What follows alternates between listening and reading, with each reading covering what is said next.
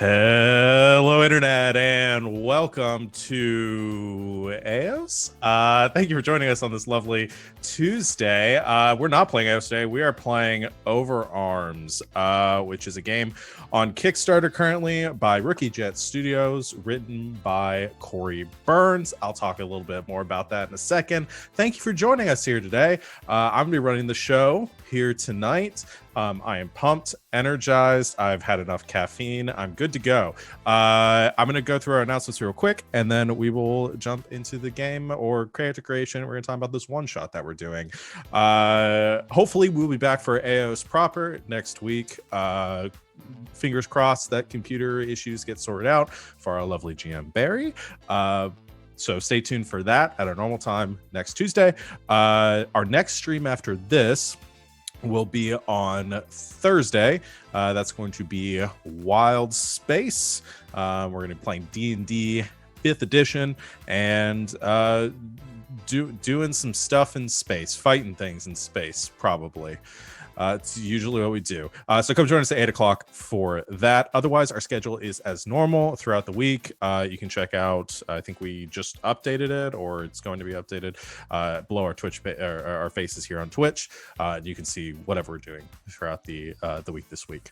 As always, follow us on Twitter, follow us here on Twitch, join our Discord, all sorts of fun places that you can keep track of us throughout the week and see all the fun stuff that we're doing, like this. As far as other things that other people are doing, does anybody want to plug any shows that they're in off of our channel? No. Okay. Well, I say we just kind of get into it then, guys, because we got a little bit to cover here. So what are we playing today? We're playing Overarms. Actually, like I said, it's a rules light tabletop game made by Rookie Jet Studios. Specifically, it is built off of the themes of anime, mostly anime, some video games like JoJo's Bizarre Adventure, Persona, Fate, Shaman King, and it's built to sort of utilize or recreate the themes, the powers, the abilities that you see in that media. I've read through the rules light version, or the quick start version of it is currently available on DriveThruRPG. I backed the Kickstarter, which currently has like 30 hours left, 38 hours. So go back that if you like what you see here today, because it's still going to be going when we're done. And hopefully, based on everything that I've seen that the developers have put out, it's going to be coming out pretty soon. I think it's going to go up for it's already written. It's going to go up on DriveThruRPG pretty much immediately after the Kickstarter ends. So definitely go back it, because it looks like a lot of fun, and we're going to test that out here today. So like I said, everyone here is going to be playing a character that is going to have a power called an Anima, which is a manifestation of their kind of like their fighting spirit, their psychic will, some sort of manifestation of a power that they have awakened, and they control that anima to fight things. In JoJo's, they call them stands. I don't know what they call them Persona, because I've never played a Persona game. Personas. They're called Personas. Okay, cool. Easy. I knew that. So yeah. Each of you have kind of already thought about what you're going to do, but we're going to go through the character creation here on stream, so you guys can get a little bit of what that's all about. Because like I said, it's rules light. There's not a lot of crunch or mechanics to it. It's meant to be very narrative focused. So let's begin.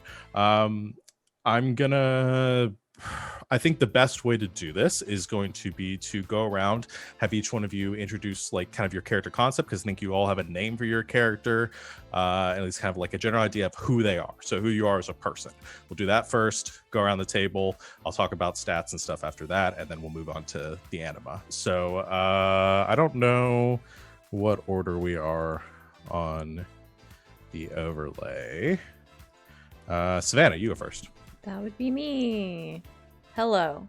Savannah is my name, and Overarms is my game. My character's name is Piper.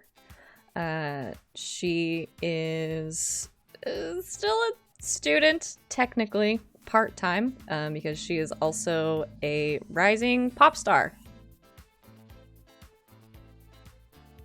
All right. I don't know what forgot else you want me to mention- say. No, that's perfectly fine. I think that's all we need right now. The game is going to be taking place in 1999. That's why I'm and dressed like taking this, like a knockoff Britney Spears. Yeah, and it specifically is going to be taking place in Mount Pleasant, South Carolina, in the year 1999. Alex, who's your character? This evening, I will be playing Mallory Lennox, who is a mousy grad student working as a research assistant in the physics department of the local university. But Cool, probably still cool. on the younger side of grad school. Okay. So I assume that Piper is also a student, or is she just local? Yeah, no, she's a student. She's just only going to school part-time right now. Okay. All right. Because of her so career. 2 students. She probably is in, like, journalism. Okay. In her 20s, I assume. Yeah, she's like 21. Okay. And then Mallory is mid-20s. Yeah. Cool. All right. Next up would be LB. Hi, I'm LB, and I'm playing Lonnie tonight. She's a sophomore in college. She's just out there doing her best. She works at a I was gonna say a ramen shop until I found out it was in South Carolina. But you know what? Screw it. She works at a ramen shop. Sure. She's just trying to get by and finish school. This is fantasy, baby. We Guys, do what we want. You guys know noodles don't exist in South Carolina. That South doesn't sound Carolina. right. Okay, cool. So just typical college student trying to make a living, not a secret pop idol or a. No, boy, she's just Okay. trying to get through the goddamn day. Okay, cool. And last up is David. Yeah, I'm playing Nathaniel, who is a junior in business school, kind of a young socialite, apparently wealthy based on his living expenses and whatnot. Yeah, which is a mechanic of this game that we are not going to dive into probably very much today. But yeah, you do get to choose your kind of your socioeconomic class or standing. And yeah, I think a couple of you are rich, because why wouldn't you be if you had the choice? Okay, so you guys have your general character name. So the game itself, and I don't know how much it's going to change in the official book that comes out, but you pick your name, you talk about you get to pick your vices, virtues, drives, that sort of thing. You get to build out your character. We're not going to go through all that today because there's just not, I mean, if you did it, that's great, and that'll help us inform the RP, but for the sake of a one shot, I think we're going to mostly focus on like kind of some of the mechanics and stuff here to get going. So there are 5 stats that everyone has: charisma, dexterity, intelligence, strength, and HP. If you've played a role-playing game, you're probably familiar with what these do and what they are, so I won't belabor the point too much. But the way this game works in comparison with D&D or some other systems that use stats like this is, instead of assigning modifiers, you have 5 dice from a D4 to a D12, and you assign it to one of those stats. So I don't know how many of you have already done that or are doing that as we speak. Okay, so you've all done that. You assign it. Most of them work as you would whatever die value you put in there, you will roll that die when you make that check. The only difference, and the one that stands out between those from those is HP. Whatever die value you put into that spot, you double the number. That's how many hit points you have. So easy peasy. There's not really a lot to talk about there. I'm not going to go around and have you tell me what stats you have, because we don't have that. I will ask like what everybody's highest stat is. Let's do highest stat and lowest stat. I think that'll be what's interesting. Savannah, what's Piper's high and low? Piper's highest stat is charisma, and her lowest stat is intelligence. Okay. Alex? Mallory's highest stat is intelligence, but her lowest stat is strength. Strength. Okay. LB. Lonnie's highest stat is strength, and her lowest stat is dex. Okay. And David. Highest stat is dex, and lowest stat is strength. Okay, we have a pretty well-rounded Good group, job, guys. everyone. So Like we're professionals. that's like pretty much it for your character creation. You do your background, write your backstory, however much work you want to do. For that, would depend on the campaign you're going to be in or how long you're going to be playing this character for. You do their appearance. There's a list of questions for how you do their background and their history. We're going to talk about history kind of you guys as a group near the end of this process, so we can kind of get an idea how we're coming into this roleplay wise. And then you pick your money and social status, which is like we were talking about before. The game kind of assumes that most people have to work for their money, and you're required to like have like dedicate like 6 hours of your day to a job. But again, it's all very loose, and they don't really there's not a lot of requirements or mechanics associated with it. We're gonna skip that though, because it won't matter for today. But the exciting part, we're going to get into the anima creation. So once you have your character, you get to decide what kind of anima you have. So there are 4 types of anima that you can choose from. They're sort of like classes. You have fighter, magician, guardian, and assassin. For the purposes of today, each one of you picked a different one. I have 4 players, so we decided to all do a different class. The game doesn't suggest that you do it one way or another. I don't think they really overlap too much, because the defining purpose of defining point of your anima is going to be the ability you create, and those will be varied much more so than the classes are. But like the players, the animas also have stats. There are 5 stats also associated with them: power, speed, defense, range, and AP. Power and speed are what you'd think, how strong your anima is and how good it is at using its ability. Speed is how fast the anima is and how fast it can use its ability.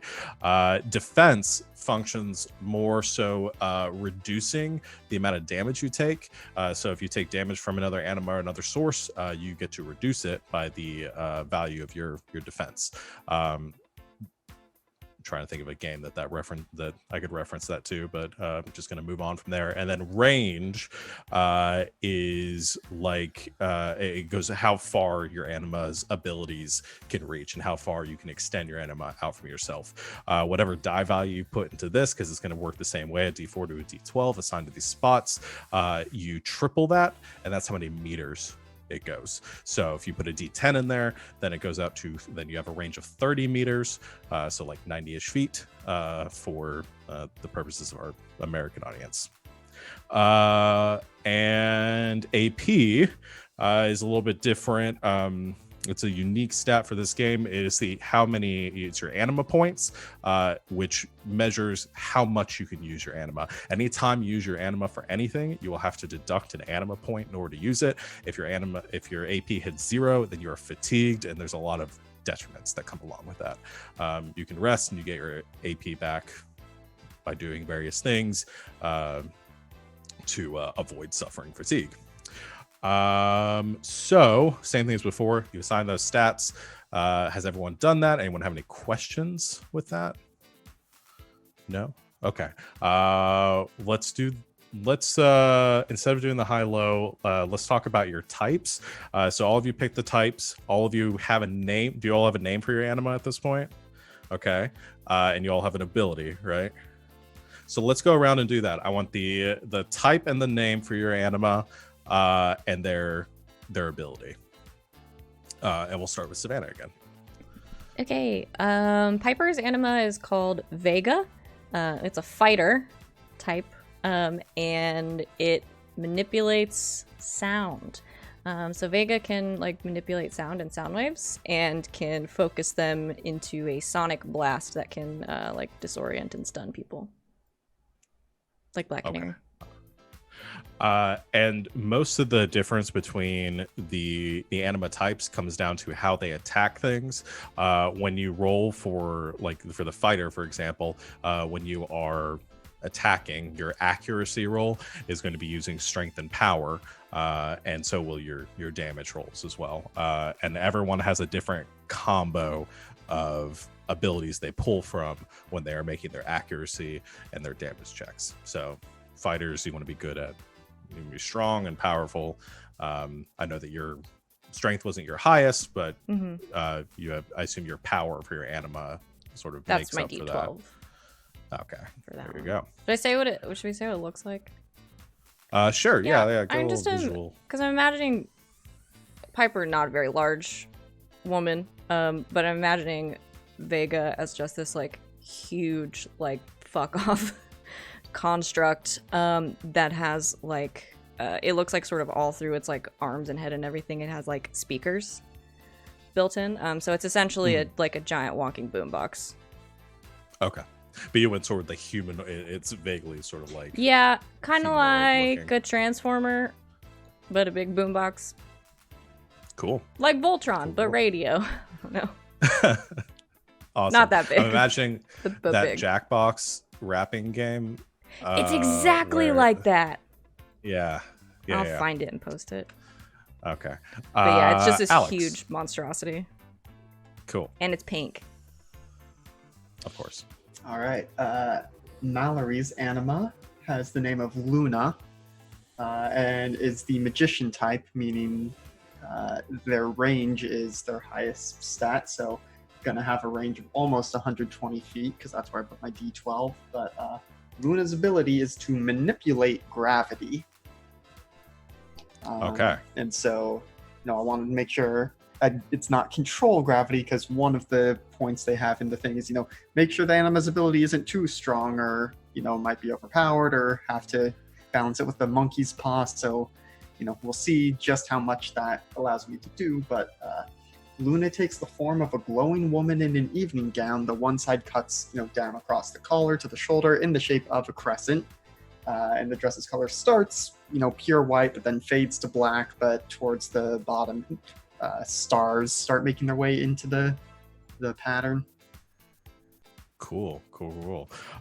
So you're, like you said, high range magician. It's about being able to hit people kind of far away and having being a little bit like less up in people's faces. And I think based on your description, it sounds like yours is more like Persona. I've seen some of the visuals for Persona for how those like appear, and Savannah's looks a little bit, in my mind's eye, a little more JoJo's, kind of more like robotic sort of, Yes. which is cool that we're getting that mix right up front. And the anima don't have to be humanoid. That's just kind of where people kind of I think a lot of the inspiration for this kind of pulls from, but it can look like whatever you want it to. Okay, let's move on to LB. Hi, I'm playing. My anima type is a guardian, and its name is Steelwind. It is basically a dark shadow that kind of just moves up from, it's always around her sort of thing.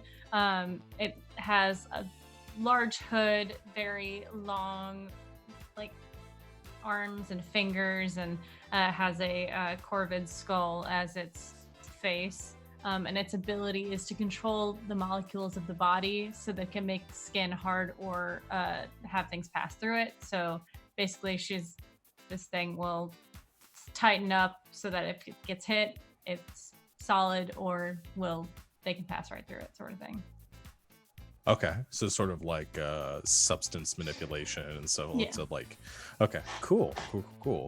Guardian, so high defense, low speed is the suggestion for the build there. Cool. I think that's all I need for that, and then last up is David. All right. My anima is Colton, a very stereotypical French thief who happens to be a cat. Black and white striped kind of clothes and big old sack with some thieves' tools. And Colton's ability is to temporarily phase objects it is touching, Okay. so that you can move through them. All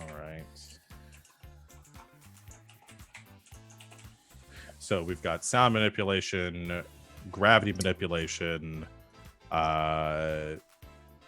phasing, and then I'm trying to think of like a simple Density way to say manipulation. density manipulation. That's what it's doing. All right.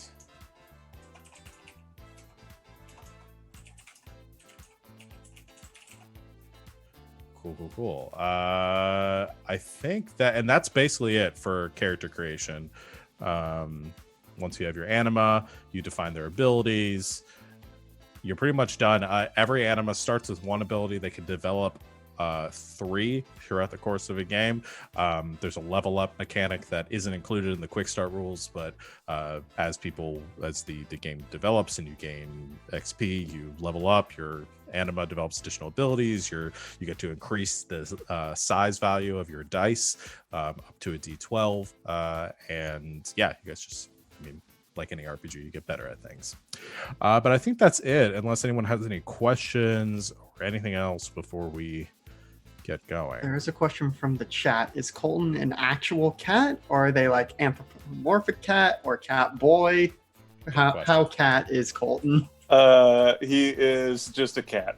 Just looks like a cat. All right.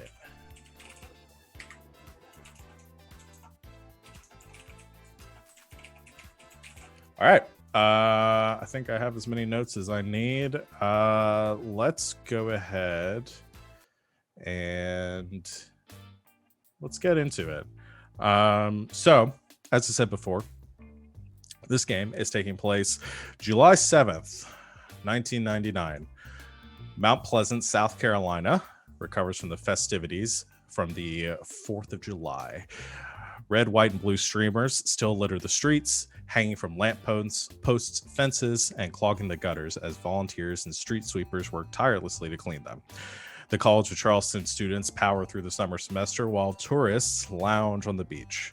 Yet not all is well in the Carolina summer heat, as the campus security guard posts a flyer to the dormitory door.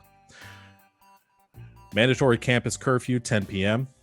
All buildings will close at this time. $50 fine for any student out after this time.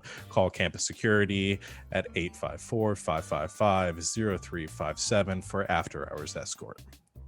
Rumors circulate around town regarding the reason for this curfew. The news reports several students have been attacked on campus, but few details have otherwise been divulged by the police. All you know, whatever it is, can't be good. So your group, the 4 of you, live in this suburb of Charleston, South Carolina, in Mount Pleasant. Some of you attending school there, some at the College of Charleston, some of you living in the town. How do you all know each other? What do you guys see as like the unifying factor for your group? Or is it just that you have identified each other as anima users? The other thing we haven't really talked about is that the animas, when you manifest them, only other anima users can see them. So you don't have to hide them from the general public, but you can easily identify another anima user based on, you know, seeing these weird things surrounding them. So what are your ideas for that? Could be kind of fun if, as part of being a grad student, Mallory had to teach a gen ed section of a physics course and maybe had each of you as students at one point or another. Maybe not necessarily in the same class, or maybe that's just how she knows one of you. I don't know what you all were thinking. Yeah, I mean, I love that. I know Piper and Lonnie are pretty close in age, so they probably had class together. I thought she was. Or are you still in your undergrad? Yeah, she's 21. Oh, okay. Yeah. But also is like a little famous. Like YouTube famous. Was I have to YouTube a look up thing on yet? YouTube. I don't know if YouTube was a Are you thing yet. MySpace famous? MySpace famous. MySpace famous. Oh yeah. Yeah, YouTube was 2005. Okay, so no YouTube. Okay. So just regular kind of famous, where you have to Wow. actually go MySpace out and was do things. 2003. Oh man. Really? That's before that. What are we on? Live journal? Yeah. Maybe. Zanga. Live Journal. Sound Did you get really? March 1999 was Live Journal. Got it. Live journal. Okay, so we're at the peak of live journalism. No, she is like, she's not like nationwide famous, but she has like a small fan base and stuff. And every event ever that the city has, she performs at. So you guys would have seen her for one of the 4th of July concerts. Or yeah, and like she that. also uses her anima during performances. So Yeah. Yeah, I think that works. That we were in the class together, and it's gonna be the easiest for you guys to know. Yeah. I would Piper also has an be anima, so about 21 as a junior, right? So are we all like the same age outside of our grad student pretty teachers? much, yeah. yeah, cool. So that's how we all just happen to be in the same class. Yeah, I can say we took Sure. Mallory's class. I like that. So you're kind of all drawn through destiny to this one point where you guys were all together in the same room, and then what, did one of you use your powers or something like that during class and everyone noticed? I almost wanted to be as basic as Mallory dropped the chalk and then had Luna catch it before it fell to the ground. And all of our animas are like, What? A friend. Which, yeah, I think you guys would all know that, would have known early on that Piper had one, so. Yeah, I would have used mine pretty frequently. I like to steal stuff, so. I feel like Steelwind just comes out every once in a while to like bring her down. Like talk over Lonnie's ear like, oh, not doing very well today. Yes, I know. Oh. Why is Steelwind a Just jerk? a negative force in your life. Yes. Yes, he is. That's so sad.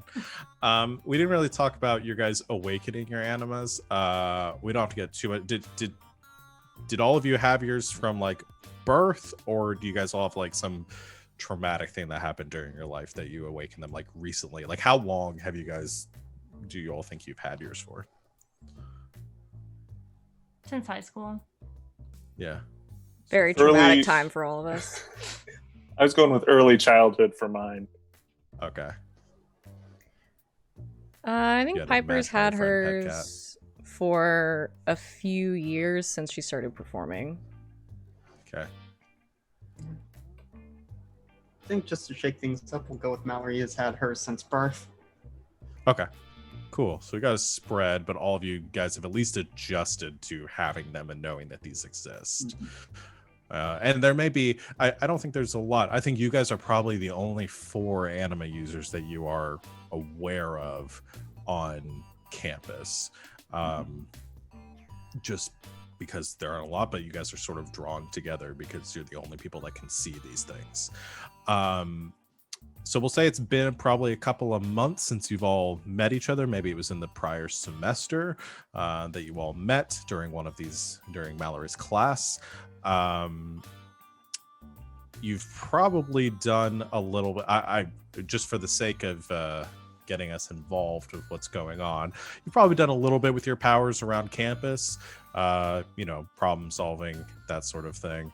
I don't imagine any of you as being like crime fighters by any means, but you've probably got involved in some things and some shenanigans based on your animas. Do you guys have any ideas for any of that, or Stealing answers to tests. okay, Yeah. Just cheating. that's what I would do. Nathaniel's creating all of the crime that we solve. Mhm. Every time it's just like Scooby-Doo, like every time we get to the end and we're just like, it was just you. Like, why don't you just say something? It's Why fun. are we still my doing my this? my job is a thief, by the way. Since I wasn't sure what we were gonna do. Okay, perfect. Do you tell everyone that you're a professional thief, or like are these I 4 think they people know? figure or it just- out pretty quick. He just Okay. tells us he's a professional thief, and we're all like, no, you're not. Stop. Sure, buddy. Sure, okay. I immediately go show off, steal something. I would like to think that the ramen shop is like in a kind of scummy part of town, and like a lot of people like mobsters or something like that come in, and like gang people come in, they like lay out their plans, and my character's just like, fuck. We have to do something about this. The Mount Pleasant mob. I love it. Yeah. Sure, fine. Like I said, this is our fantasy world of Mount Yeah. Pleasant. So you guys deal with the mob, but there are some gangs and some punks, ruffians, hooligans, ne'er-do-wells. I'm thinking of other words that hang around outside of campus. You guys deal with, beating up punks. Cool. So you have been dealing with this for a couple of days now. You guys have all heard the news reports. You know that there are some students missing. Specifically, I think that there were 4 that have been reported. You've heard rumors of 4 students that have been attacked. Beyond that, you don't really know too much right now, but it's been enough that it's been hindering your day-to-day lives with curfew, especially those of you that live on campus still. So where do you guys think you're at right now? Where do you guys hang out as a group? Let's get into some role play. I have an apartment. Yeah, I have a nice apartment as well. I just live in the dorms. Free student housing. Maybe we're at the ramen shop. I don't know how well populated it is aside from the Mount Pleasant mob. Probably not very. It's probably her and one other person working there. Who's the other person? Is Is it the owner? Yeah, definitely the owner. He's just making all the food. Okay. Working in the back.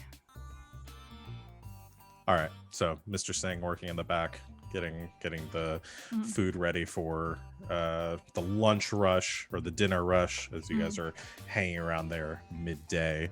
All of you.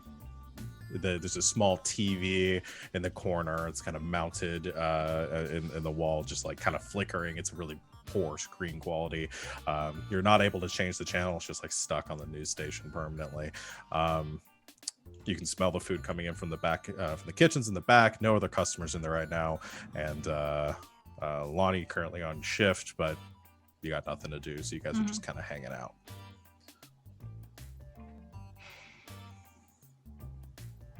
When is school gonna be over?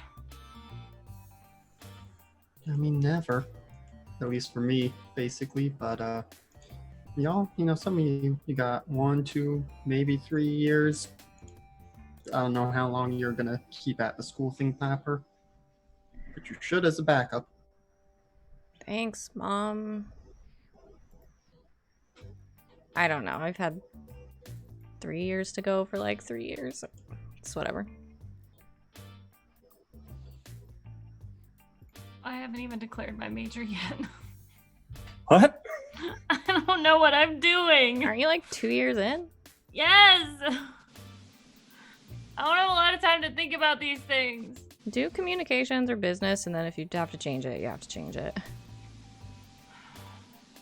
Okay. That's what, well, I was gonna say the rest of us. That's what most of us do. I mean, Nathaniel, is that how you ended up in business? No, I just want to, get into like stock trading and meet some people that I know have nice things. So White collar crime. well, I mean, I just take it from them. It's just. Do you not think that's crime? Based on what she just said, white collar crime. I mean, is it white collar though? Do you know? I don't really know what that means, if I'm being totally honest. I mean, maybe once you get to that I'm not level, cheating it's- at the stock market or anything. I'm just legit stealing their money and stuff. Is white collar crime not just stealing from rich people? I don't think so, man. I think it's like skimming off the top and stuff. Oh. It'd be like embezzlement or something like Yeah. that. Oh. Hmm. Well, that sounds easier than like breaking into people's stuff. I don't know. You do you. Whatever. As you're sitting around and watching and having this conversation, the news broadcast, the commercial ends, and the news broadcast comes back on, and a breaking news bulletin plasters across the screen, and you get a report that comes up that another student has been reported attacked last night. That was found near the Charleston campus. This one, the first reported fatality from these attacks. Stan Ferris was found dead off campus, and police are still looking into the event, into the circumstances of their death. And it goes through the other attacks, talking about the students who were involved. Two of them that they list have been taken home by their families to be treated at their hometowns. One local student, Terry Pritchard, is currently in the Charleston County Hospital, currently at their psych ward, being treated based on their for their emotional injuries from the attack. And the report goes on for a couple minutes and then moves on to the next bulletin. Man, that's awful. I hope they catch him soon. I have to be out of work at like 9 o'clock, and it's cutting real close. I mean, people are always welcome to stay. I have a guest bedroom. Yeah, I have a spare room too, so. Yes. I've got 5 roommates, but that's kind of the rest of you. But,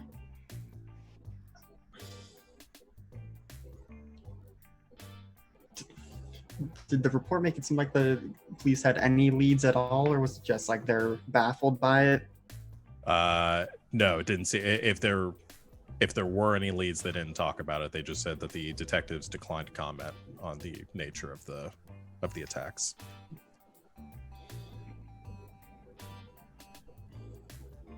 You think they'll catch him? I mean, they haven't yet, and somebody died, so. Yeah.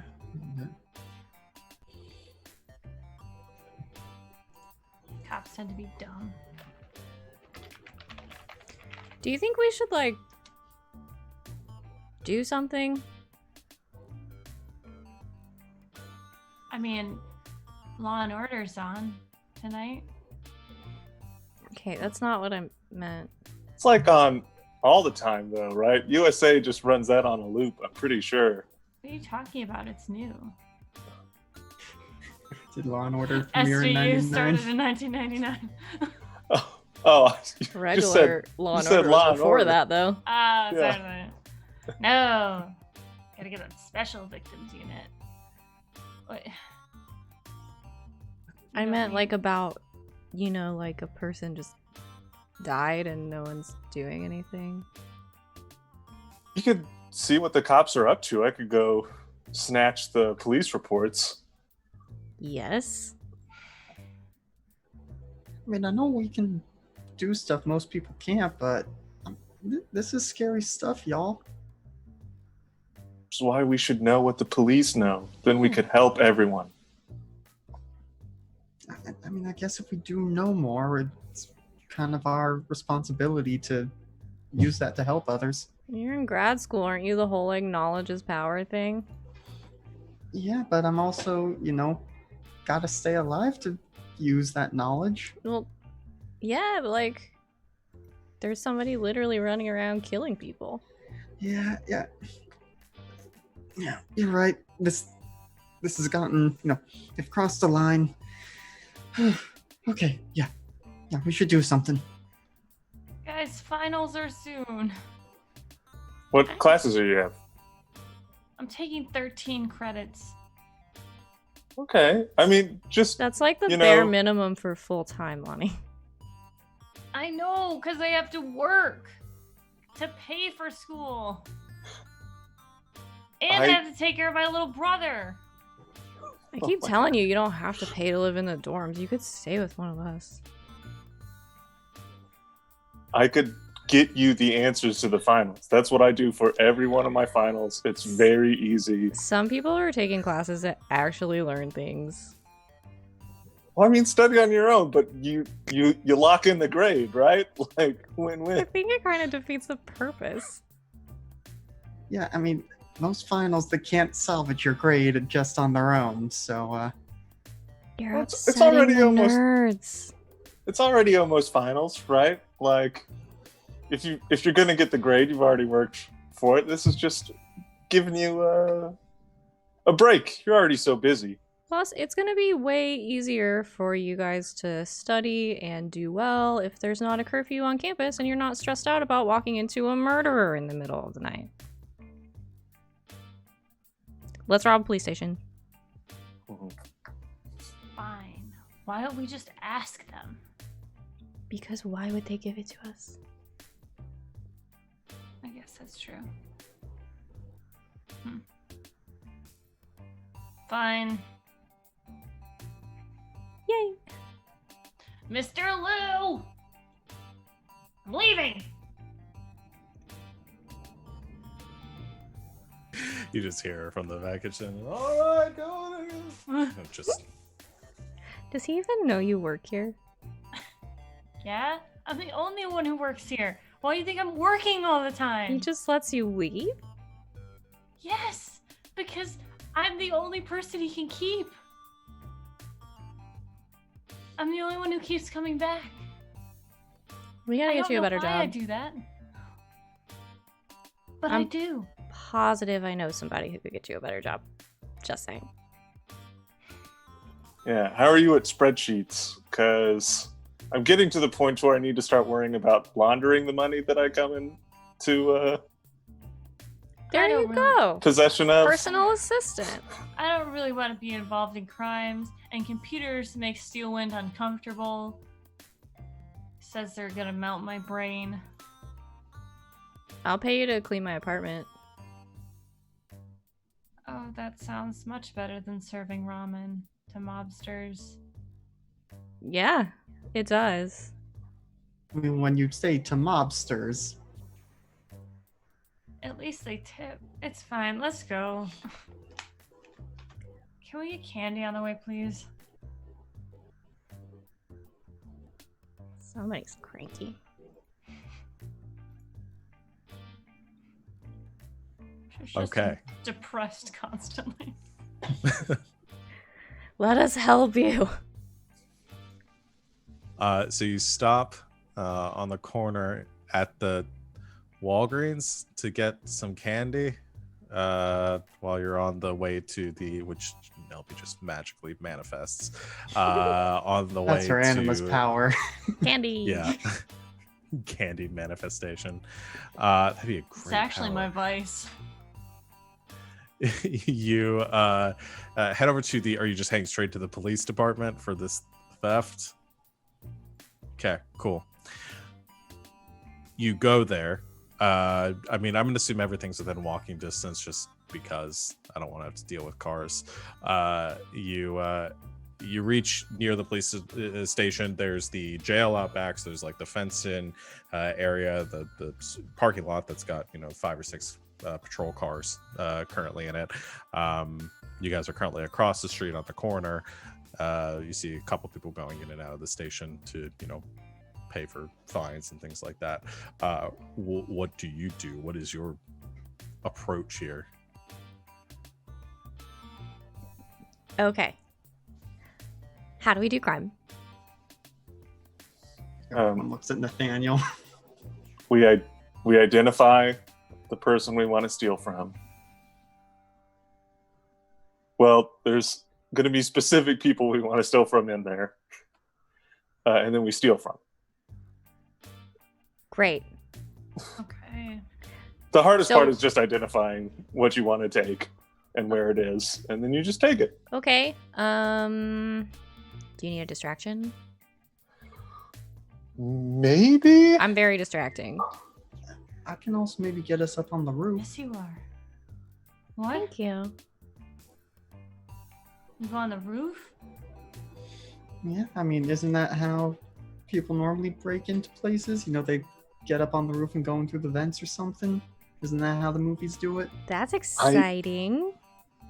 It depends, right? So I will usually just walk through a wall. But At since night, there are right? people here, yeah, I mean, when they're not there, but there's going to be people here. So what we want is to identify the desk of wherever some of these files are going to be, and then just take the files. We Okay. just snatch them.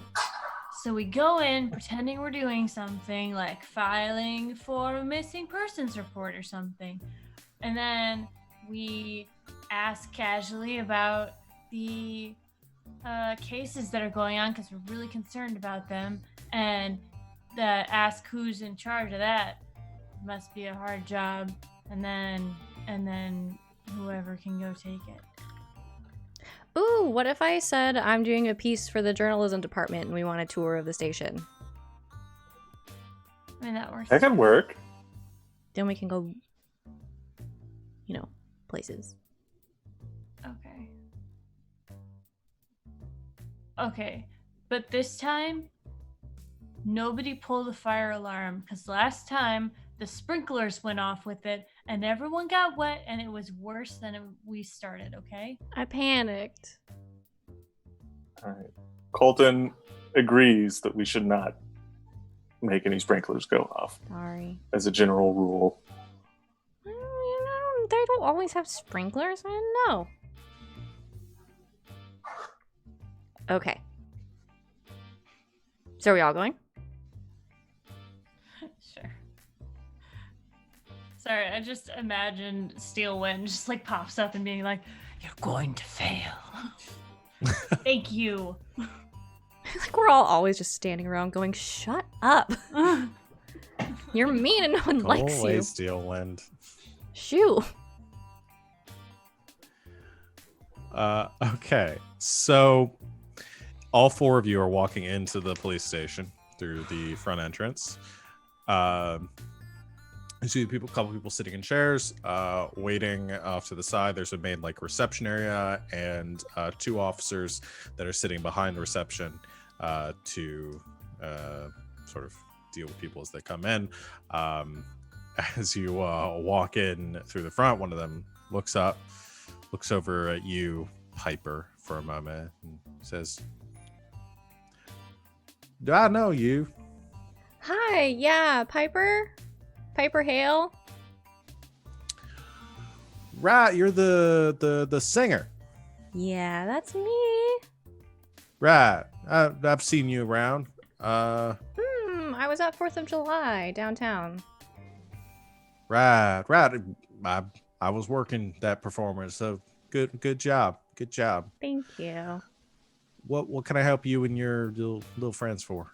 Well, I mean, you know who I am, so you probably know a little bit about me. But this is my group. We're doing a piece on the local police for the paper. We're in the journalism department, and we were wondering if we could get a little tour of the building, and you could tell us a little bit about what you do, maybe interesting recent, police things. Well, okay. We typically schedule those in advance, so I don't. Oh, I'm supposed to be on the schedule. I called yesterday. Oh, hold on, and they begin to look through it. It's okay. Maybe it just didn't get written down or whatever. You go ahead and make a charisma check for me. Okay. I'm gonna set the target number for this at. We're gonna set this at 4. I Okay, don't think this so is incredibly. I This just is pretty roll easy. whatever my charisma Okay. dice is. Yep, you roll your charisma die unless there's some way you think you can work your anima into the roll and make it a junction check.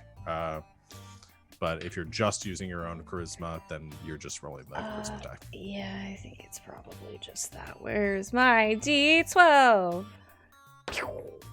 It's a 10. 10. Nice. Okay. So the officer looks over it, says, right, I'm sorry, they must not note it on the schedule. Aw. You said you had an appointment today. Yeah, it should be 10 minutes from now.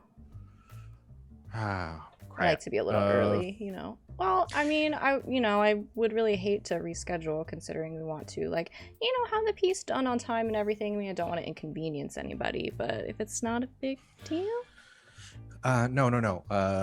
We can take care of it. I don't want to make you have to come back. We're not having that busy of a day up here, so yeah, I can give you a quick tour. I'm gonna need all of you to sign in. If we can get you visitors badges, and you're gonna have to go through the metal detector. So make sure you just get any metal off of you for that.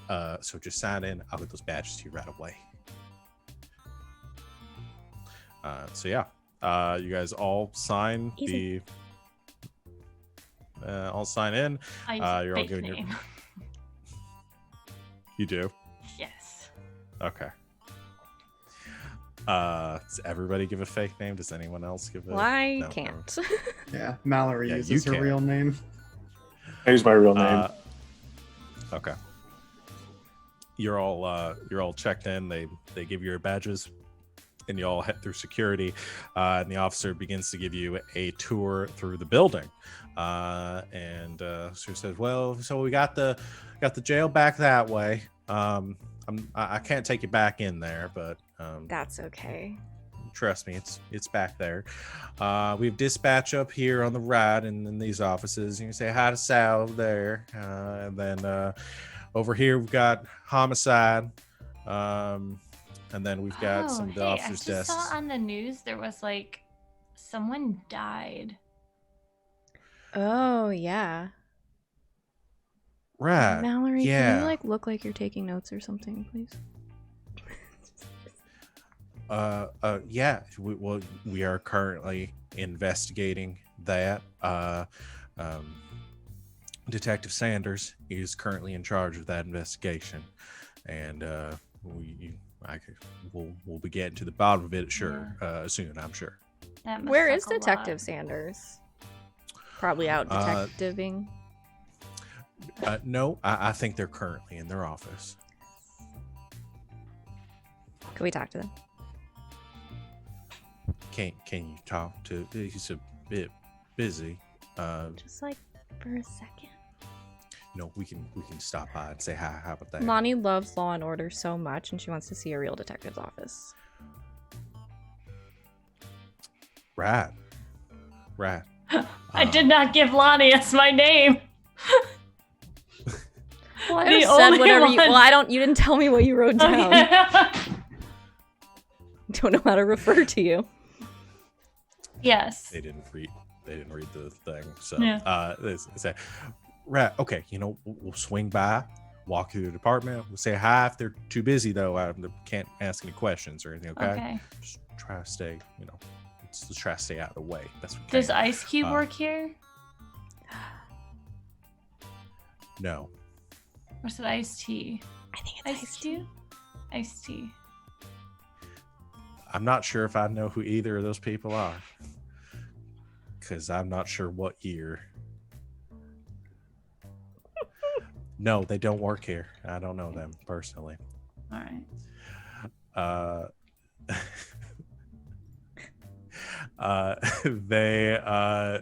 They lead you back through the homicide department. It's a smaller department because it's not a huge subsection of this the station. However, you see the office of Detective Sanders, and the older gentleman is currently working in there, and the officer goes up and kind of knocks on the door and opens it slightly. You hear some muffled say, "Oh, I've got a tour out here. They kind of wanted to meet you. You want to come out?" And then you just hear the voice say, "Right. Oh, hold on one moment," and close the door. Say, "He'll be right out."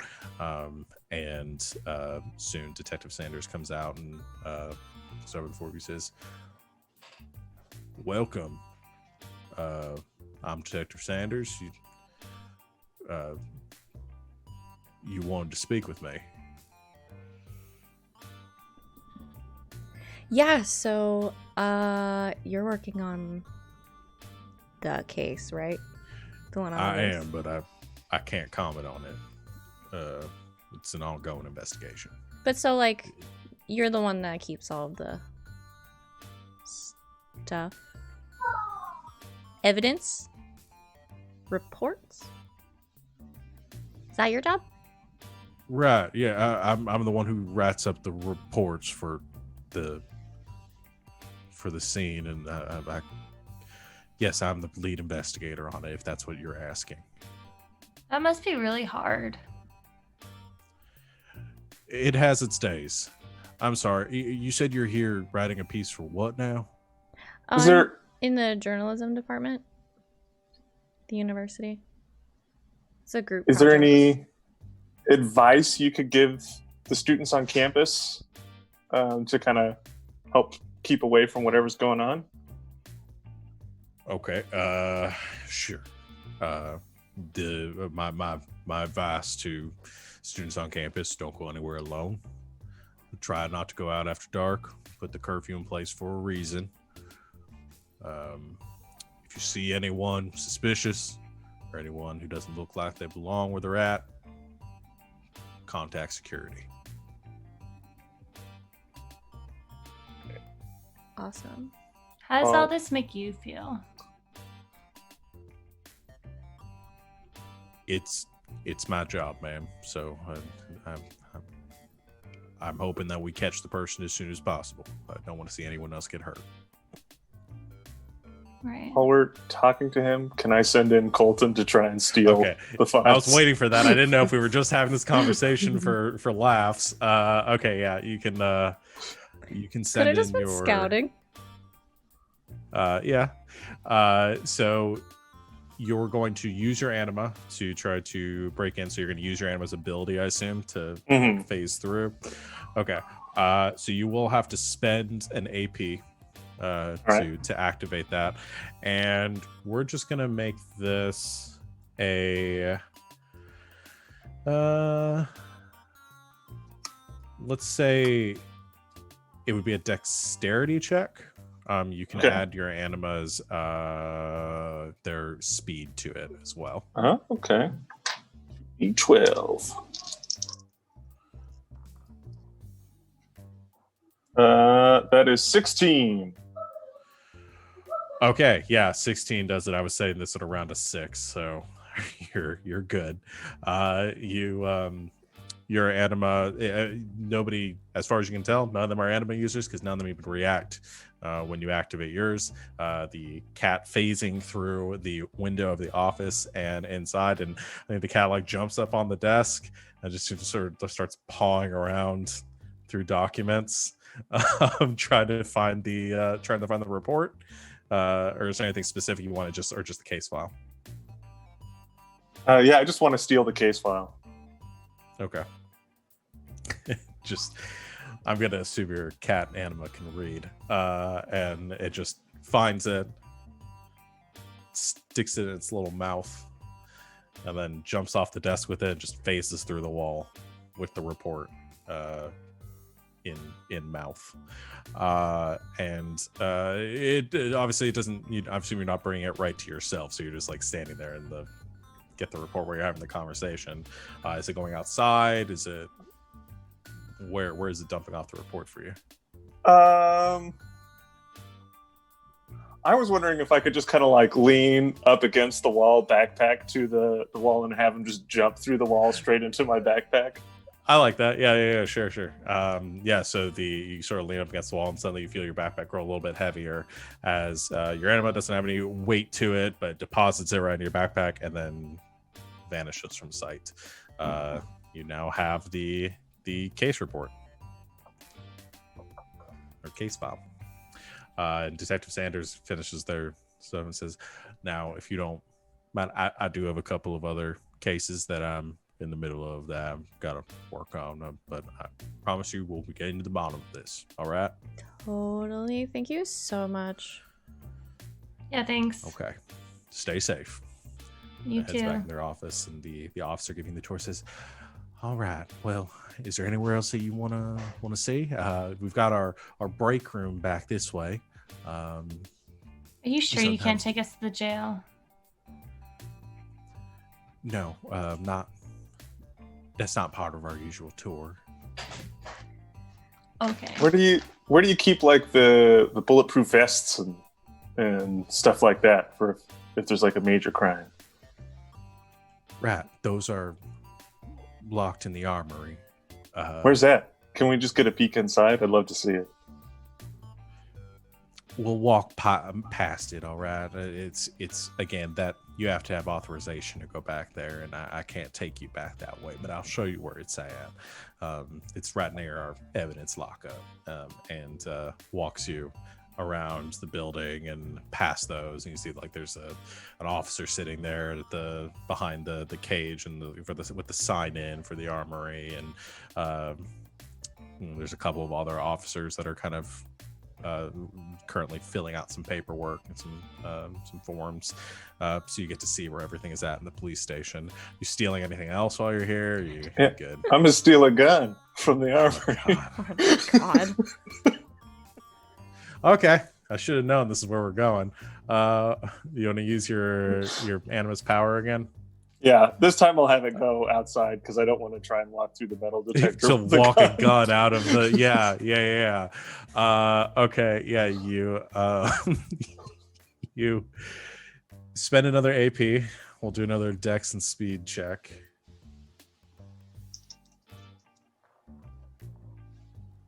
All right. 14. 14. Okay, I was going to say the same difficulty as before. You succeed. And just so you guys know, for the viewing audience and you guys as players, if you roll max, so there are crits and fumbles in this game as well. If you roll minimum amount on the die or ones on both the die, it's a fumble. Really bad things happen. If you roll 2 6s or you roll the max amount on both dice, that is a crit. So just let me know if you guys that happens. Just means a spectacular success. You get a rocket launcher or something. But no, your cat steals a gun, and I assume ammo for that gun. Cool. And leaves in the bushes outside. Mm-hmm. Okay. You've stolen a gun. The officer leads you back out to the front, gets you to sign out, takes your visitor's badge, and says, "Well, Rat, I hope you got enough for your report. If you need anything else, you just let me know. All right." Great. Thank you so much. You're Thanks, very Tutor. welcome. I'm looking forward to your next performance, dear. Thank you. And the 4 of you head back outside, spoils in hand. Did we get it? Yeah. Wait, go around to the bushes, get the gun, put it in the backpack. Oh my God, why do you have a gun? Did you steal a gun from the cops? Yeah. Why? Why not? I don't have a gun. Do you have a gun? We're gonna No. potentially be going after a murderer. Wait, you have a gun? Sans gun? Yeah, someone left it at the restaurant. And I've got a concealed carry. I didn't bring it with me, but after the announcement of the death, I'm gonna start carrying it again. I'm We're the in the only one that South. doesn't have a gun? My God. I hate You South want it? Carolina. Sorry, do you want me to No. steal you a gun? I know where the armory is. We can just have Colton go back in and get some No, more I mean, I have a guns. taser, but... And pepper spray. And my uncle's brass knuckles. You'll be fine. So let's go back to the shop and read it. Should we do that, or should we, like, go to somebody's apartment? Whatever. I don't know if we should be in public reading a stolen police report. Yeah, probably one of y'all's apartments. Let's go to my place. Yeah. If the police go there, it'll be the least interesting thing I've stolen. It's there, so That seems like a weird argument, but I don't want to stand around poking holes in it. So, great. Do you have beer? yeah. Awesome. So you head over to Nathaniel's apartment, which I assume is in like the uptown part of the city. It's high rise. You got stolen paintings. Anything? What does your apartment look like? We'll just do that. Oh, there you go. Perfect. You head into Nathaniel's very upscale apartment for a student, and can begin going over the police report. Any Did you steal reactions this apartment, or? How would you steal an apartment, Mallory? They don't move. I mean, you hear about the super rich people who have like summer homes and stuff, and maybe they're not here right now, even though it is summer. They've got a summer home somewhere else, and you're living here while they're at their summer home. I mean, I did steal it in a sense, in that I blackmailed the previous owner into selling it to me very cheaply, but White collar crime. yeah, there we go.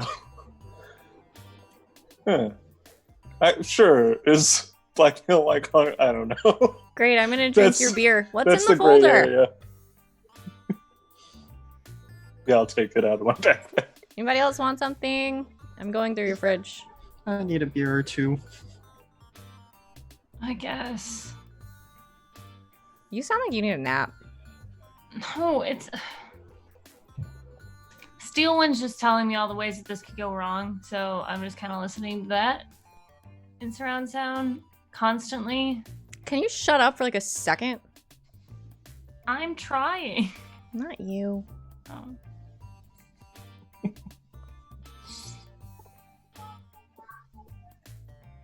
So what's in it? Okay.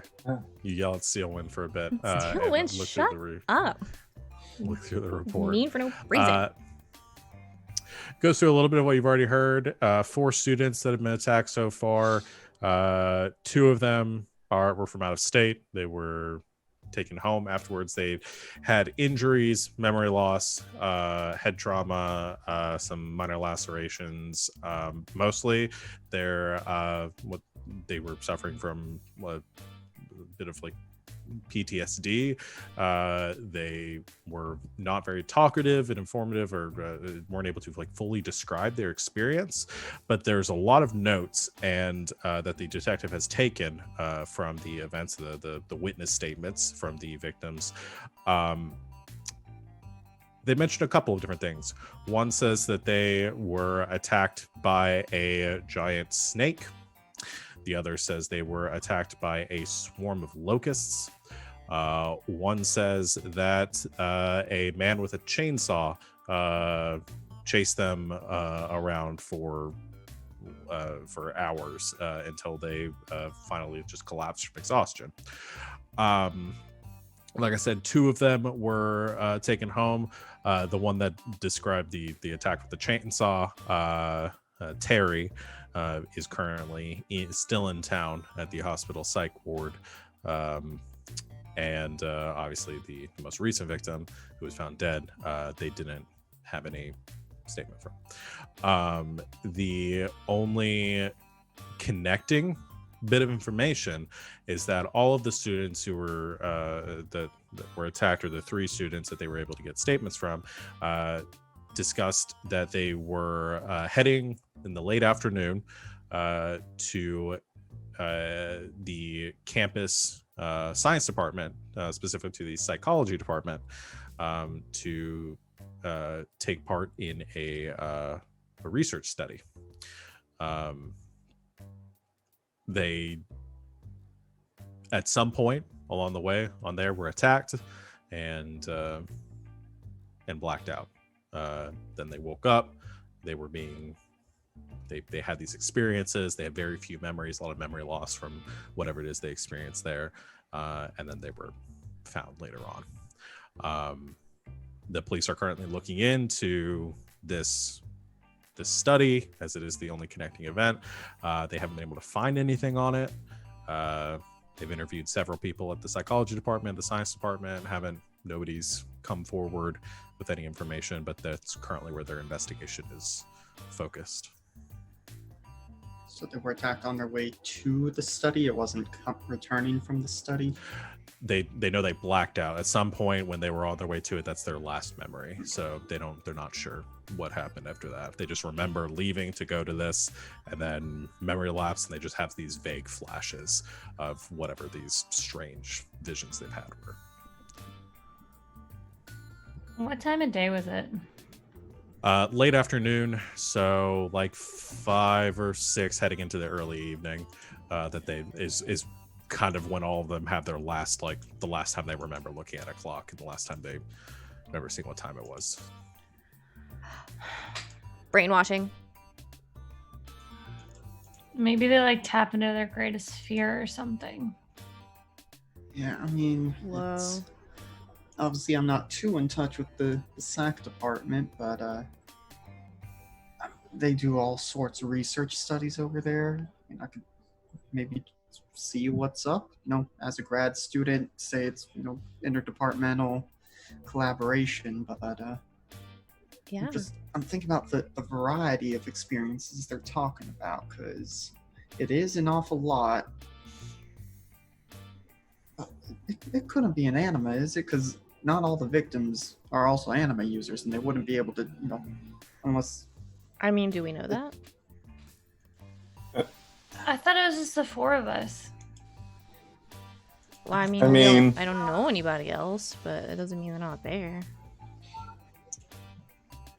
Looking through the files, are there any like drug screens or anything on them? Any blood work? Yeah. They did a full workup on all the victims when they were found. No substances found in their blood work. If it's an Anima, couldn't the Anima just be like making them see fears and not like see the Anima? Could that be its power? Yeah, Yeah. I suppose. But what would have happened to be so bad as to prove lethal to the latest victim? And How did they die? Yeah, the pictures. They Are there yeah. pictures? No, there are. It's pretty gruesome. They can't tell exactly what it was, but it looks like they were almost mauled by an animal. Oh, Jesus. Yeah. I am not going to end up like that. My fear is thespelophobia. Did It's the what? other Like What? being in the ocean. Like the Oh. deep, dark depths of the ocean. I thought you said thistles, and I was like, I mean, they're annoying. They get stuck in your socks, but they're not scary. No, thespelophobia. okay, so if they Okay. catch you, you'll either be drowned or just crushed into a little cube. Hey, not helping. I'm sorry, I'm just getting overly analytical about it as a coping mechanism. We should find out if the people that were attacked are Anima users. Because if All this out of town is wanted to- one, that'll narrow it down, I think. were the other attacks? Do their injuries line up with what they saw? Like, does someone just have like a million locust bites? Yeah. They line up with about like the one that I saw when I said that one was a snake. That one had some minor like contusions, some bruising.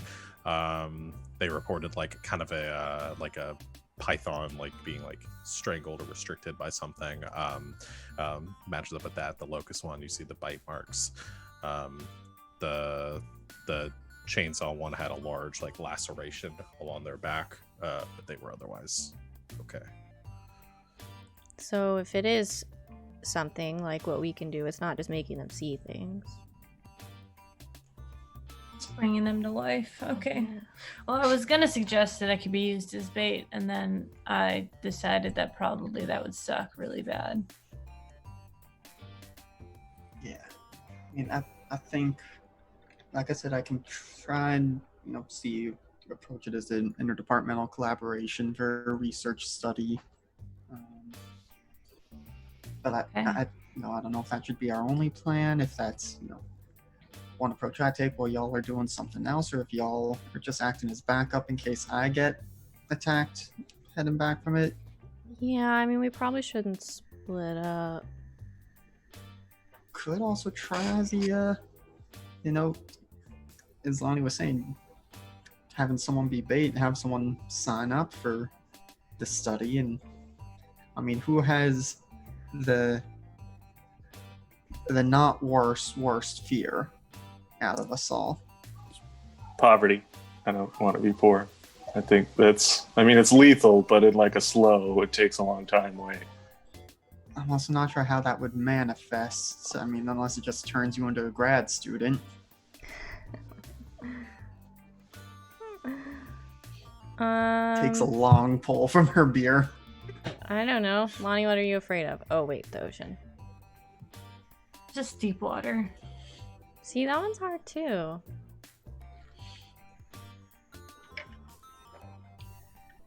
Could be mauled by a shark. On land? Because if it's making them real, that shark is going to have a hard time getting to you. I guess you're right. Yeah, why not? I'll do it. Unless Mallory has a better one. I mean, it's a little counterintuitive given it's my field of research, but the idea of getting caught in a black hole and just condensed down to a single atom. I like that one. Let's do that one. Except if it creates a black hole on campus, bye bye everyone. No. That's Okay. true. Let's not do that one. Yeah. I didn't have any plans next week anyways. Let's go. What about yours, Popper? Me? I'm not afraid of anything. I call bullshit. Well, then you should go, right? The least likely to have anything manifest to hurt you. Come on. Sure. No, I mean, you gotta be afraid of something. Everyone's afraid of something. The dark, spiders, snakes, monkeys. I don't know. Well, who's afraid of monkeys? Hey, People. they're strong. Be careful, monkeys. They're so cute, though. People who've had bad experiences at zoos. Birds. Everyone I've ever seen who's had a bad experience at a zoo, it's been their fault. Unless Doesn't it was make the bad fear any customer less service. real.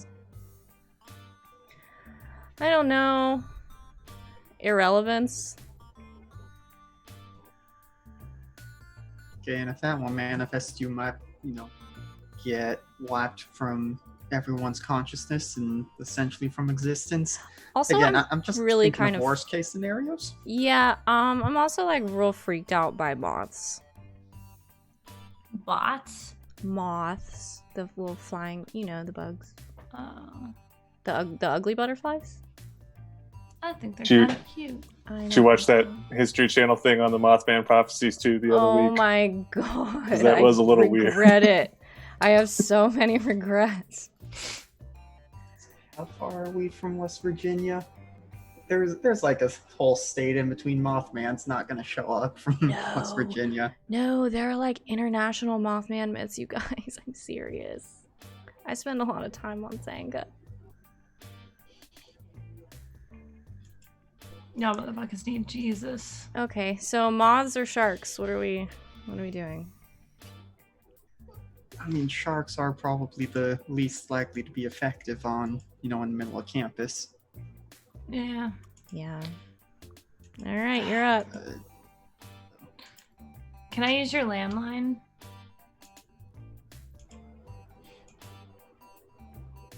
Yeah, go ahead. Cool. Now, quick I'm gonna question. The reports said they were talking to the psych department and stuff, but couldn't get any info about the study. Does that mean no one they talked to was like, I have no idea what the study was they signed up for, or what did you mean by that? It meant that they didn't have any record of the study that they had signed up for. Okay. So we would need to potentially figure out how to sign up for this phantom study. But sorry, please continue. While Lonnie's making her You wanna phone try call, calling? I turn on the TV and try to see if X-Files is on. okay, Just seems thematically appropriate. sure, you do. It's an ad for Jillian Beanie Babies. Anderson, I are don't you know. kidding me? Mhm. It's a big That projection TV. Yeah.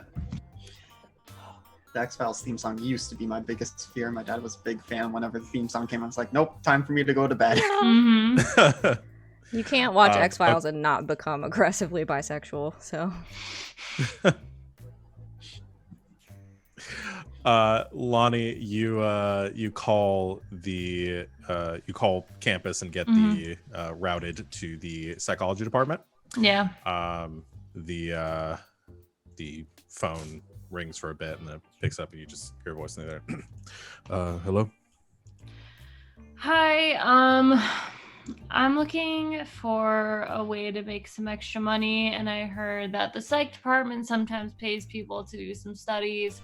So I was wondering if you had any of those available, like, soon, because I really need some cash quick. Right. Dr. Watkins, I don't know if they're currently doing any. I don't know if you've heard about the attacks on campus. They've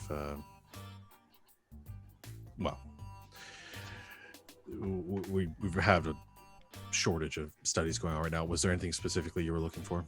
I don't know. Maybe something about. I mean, I'm kind of afraid of the water. I sleep pretty good. I've really fixated on sweets. I don't know if that has to do with anything, but I also have a hero complex and I want to save everyone. So, is there anything that would fit those? There's a long pause. Right. Hold on one second.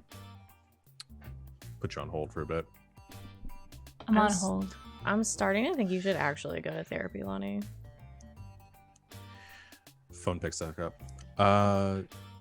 Yeah, Dr. Watkins can get you in for a sleep study if you're interested in that. Potentially, depending on there'll be an interview and we'll see if we have anything else that you might be fit for.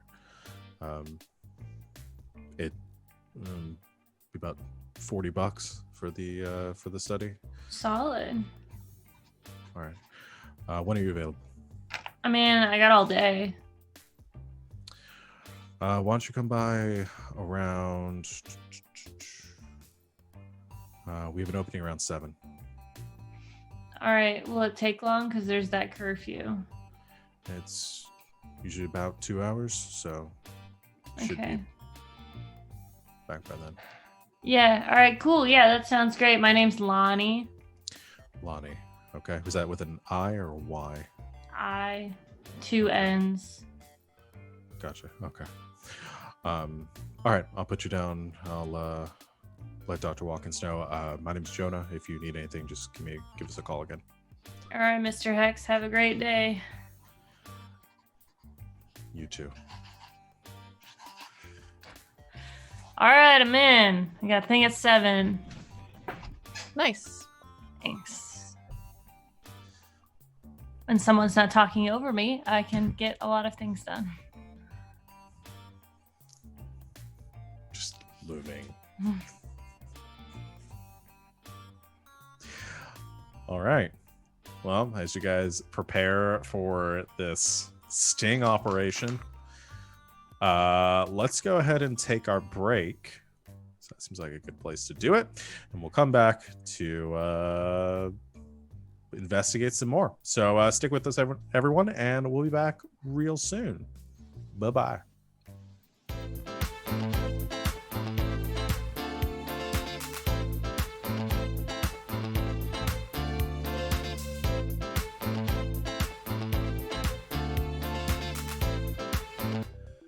Hello, Internet, and welcome back. We are here playing Overarms. It's a new game on Kickstarter by Rookie Jet Studios. Go check it out. It's linked in the chat.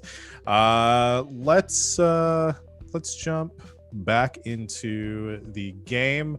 You guys have investigated a series of attacks and one murder that has taken place on the College of Charleston campus. You have stolen the police report and a gun from the Charleston Police Department. You have... I would not like all of us to claim responsibility for the gun. Well, you're all in there together. You're going to be... You abetted it. You're definitely accessories after the fact. So Yeah. You reviewed the the report and have learned some information, and I've decided to set up a sting in the form of Lonnie posing as a potentially interested in a sleep study over at the psychology department, and seeing if you can bait out this attacker. So gets to be a couple hours past. It's getting to be in late afternoon, getting closer to the appointment. What's the plan here? How would you guys like to carry this out? Is this Lonnie sort of walking alone across campus to the department? All of you guys hanging back, or An idea I just had was to try and incorporate the thing of Mallory going and being like, oh, collaboration, but hanging out there to see if anyone leaves the psychology department, you know, sort of to presumably head that way to intercept. But yeah, I'm I also see you just go over wondering, finish your thought. I'm wondering how, in the case that they don't leave from the psychology department, how y'all would let Mallory know, like, hey, shit's going down, because it is Walkie-talkies. 1999. Beepers. Nathaniel, do you have walkie-talkies? I mean, I can go steal us some walkie-talkies. There's a Toys R Us. I can just bust in, grab some walkie-talkies. It's not a problem. I mean, I could just buy them. We're gonna make the I trip. mean, it's late at night. Why spend the money? Still on open. Toys R Us? Yeah. What? Yeah, Lonnie's It's still appointment's at open. 7, so Mm-hmm. Oh, I thought this was still the previous night. Okay. I mean, So, you guys could have cell phones. I have a cell phone for sure. who among us could afford a cell phone? 'Cause I think 2 of us could. Cell phone prices. So we could split them up if 2 of us could. The Motorola Razr Black, at least according to this, is $1,000. I don't know if that's accurate. The Nokia 7100, which I assume is the Nokia, was Mhm. just shy of 500.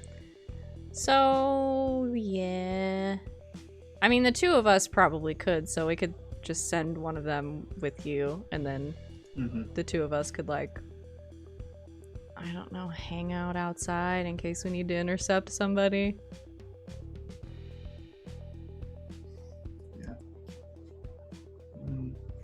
Either way, I've seen my neighbor using a cell phone. We could steal his cell phone. Okay, let's We Get a wouldn't know third the- cell good. phone. We We're wouldn't know the we're phone solid number. on the plan so far. I really don't want to go to jail, even more than we already are. Let's just. Okay, well, yeah. So you guys take my phone, and we'll keep yours, and just, like, stay nearby. Yeah, I'll yell if I see anything.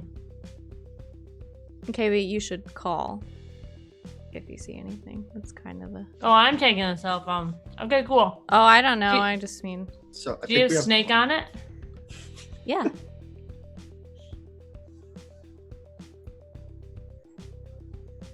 Okay, so Nathaniel What are has the his pairings? phone.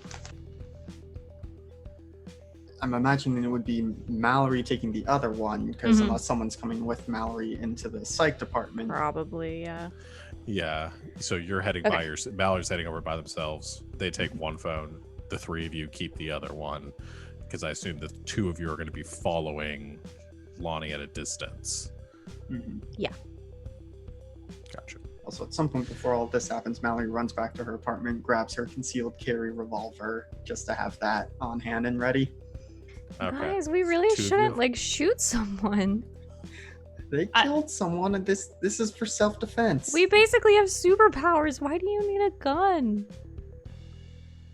It's just to be prepared. Like, I don't want to use it. I've never, I have a terrible aim usually, but Look, guns are basically a superpower. All right, now we have 2. A bad one. Okay. Whatever. All right, Mallory, if I never see you again, it's been fun. Do you want? Wait, you said you already have a gun. You have your gun, right? Me? No. Why would I carry it? It's not mine. Isn't that the whole point of having a gun, Lonnie? Well, I mean, somebody left it at the restaurant. It's just there. Yeah, I don't like want to be on the side of guns here, but what are you gonna do with a gun if you're not carrying it? I'm fine. I got steel winds.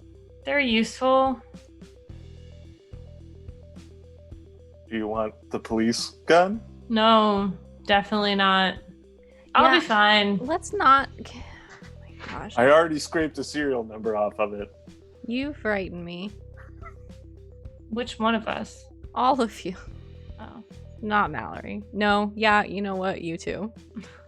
I'm just imagining Nathaniel was sitting there while you guys were watching X-Files, just filing the serial number off of the revolver, the Oh my pistol. gosh. Okay, great. Bring your guns. Just don't. I don't want to be a part of that.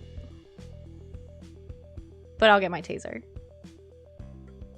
I'm gonna try and high five Mallory and say Team Gun. Don't encourage that. I mean, it's just. Why are you encouraging if, him? If they get close enough to me for me to use a taser, it's probably already too late.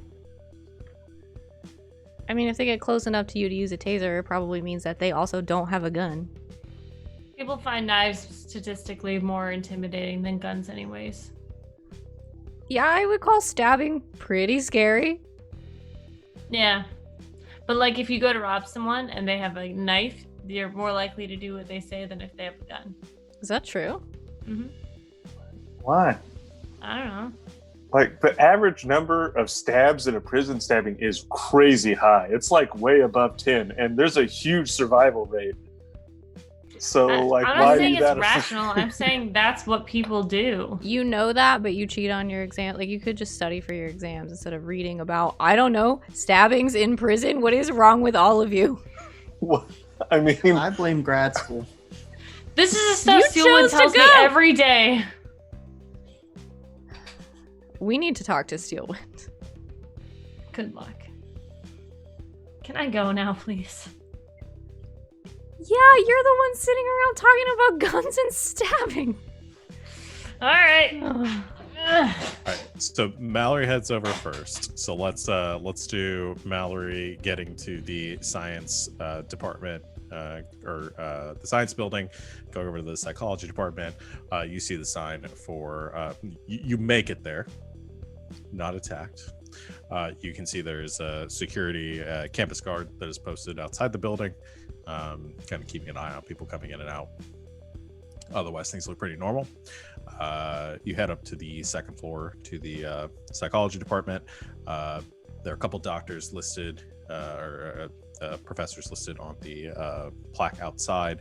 One of them for the shared office space is Dr. Watkins. Yeah, I said Watkins. Okay. Couldn't remember if it was Watkins or Wilcox. I was going back and forth between the two in my head. Let's see. You head inside, and there is a student that is currently sitting at like the reception desk working there. They have a name badge that says Jonah, and they look up as you come in. Just kind of, oh hey,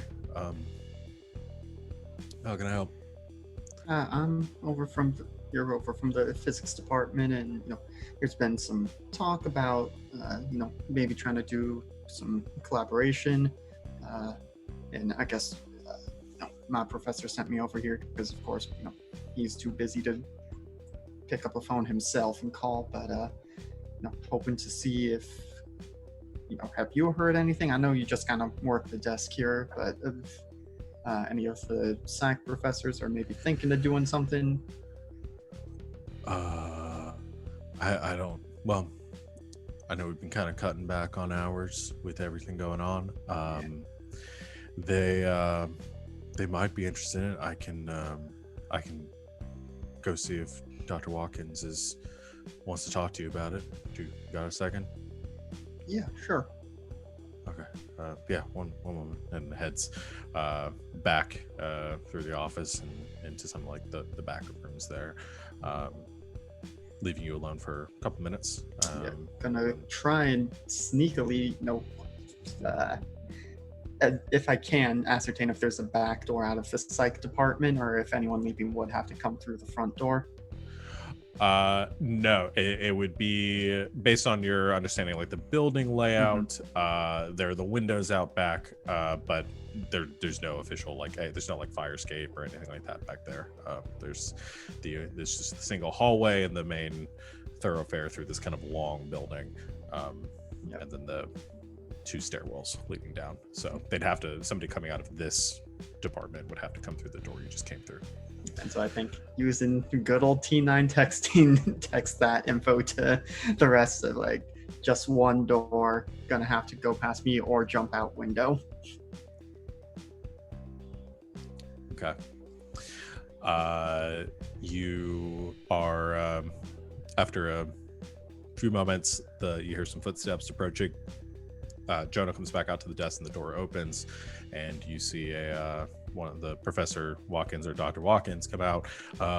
Older man, thin, has a bit of a beard, kind of balding, a little bit of a comb over up top. They have their professor ID badge kind of clipped to their shirt, and a beeper on a pager on their hip. He says, right. I'm sorry, Jonah didn't get your name.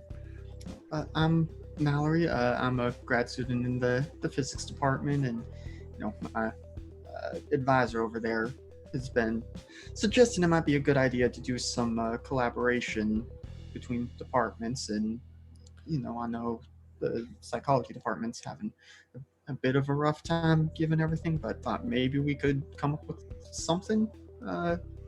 Maybe with the extra resources from physics department might be able to make something work. All right.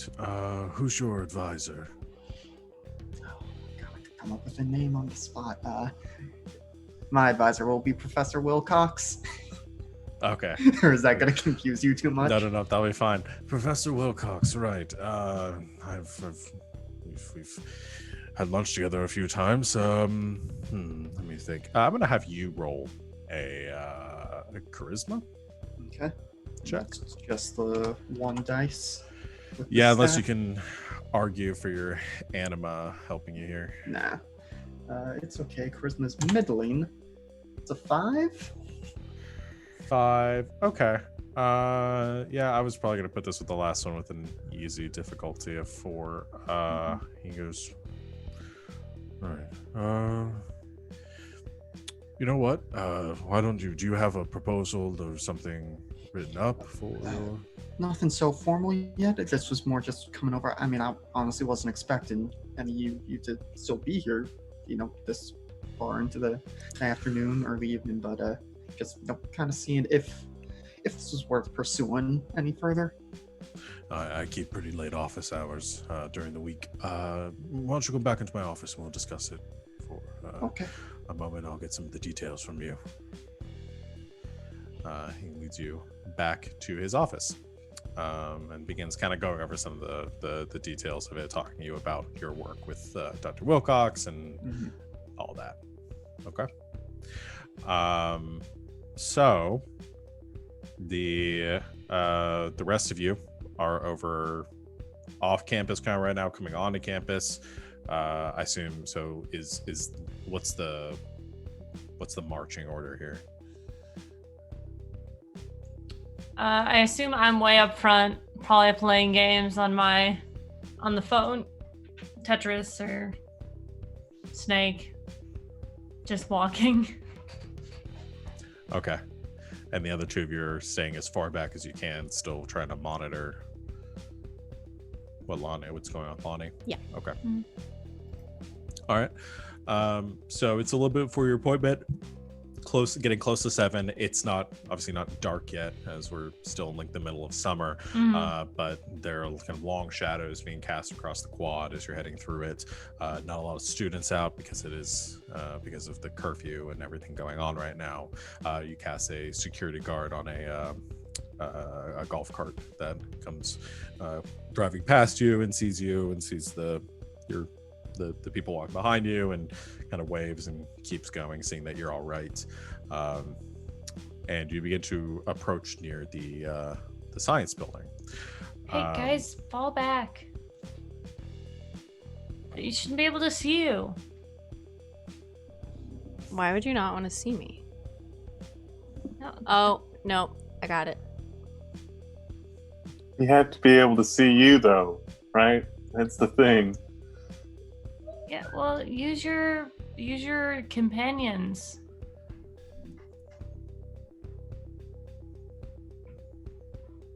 Right?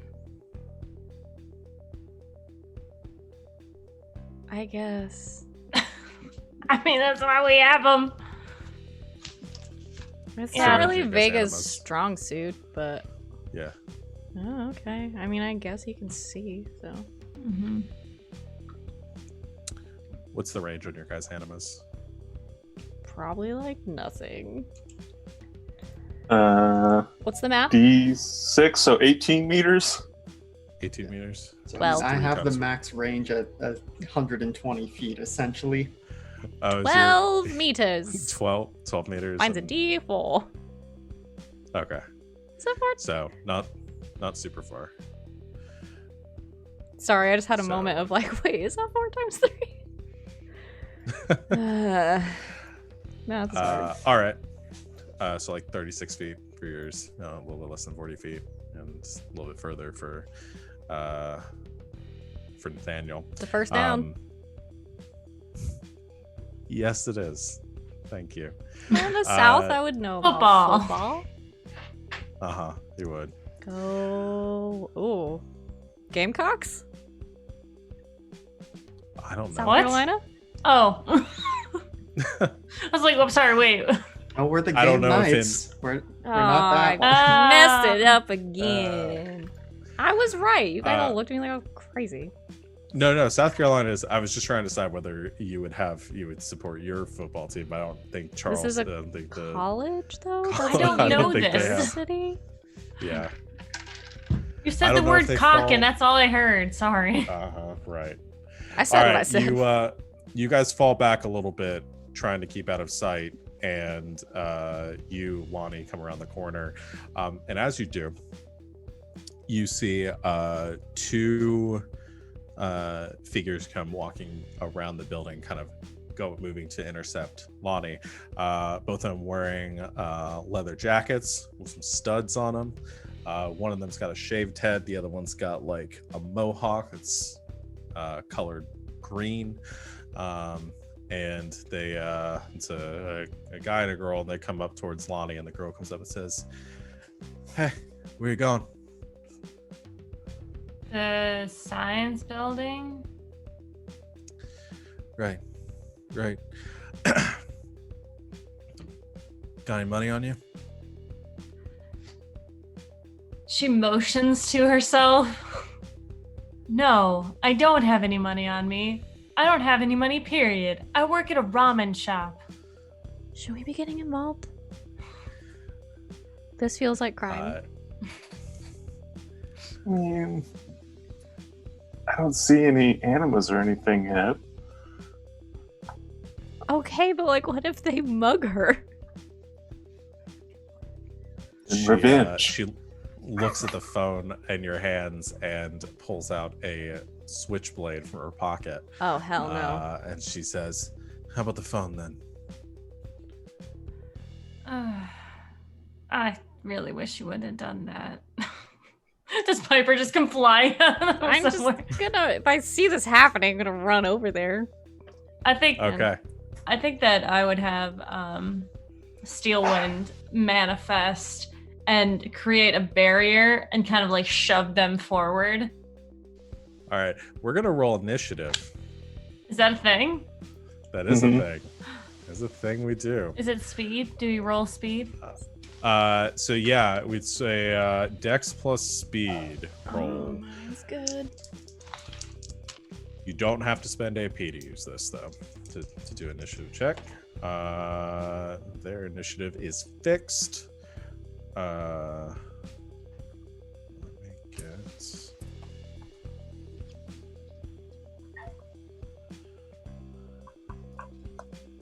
We get some. that nasty music going. For Yeah.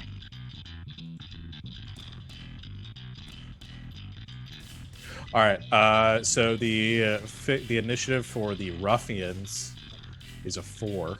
They jets or sharks? They're squids. You got a 6. Got a 6.